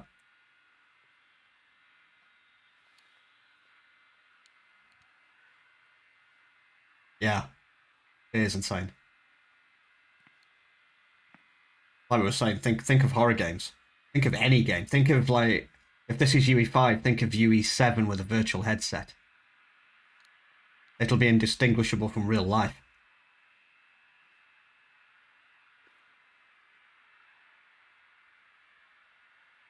Nerdy stuff is cool, right?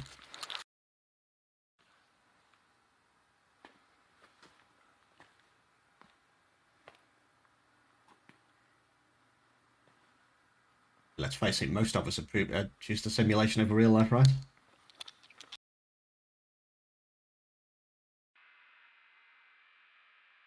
There you go. UE5 in action. Right, with that, I'll bid you a good night, and we'll see you next week, guys. Thank you very much.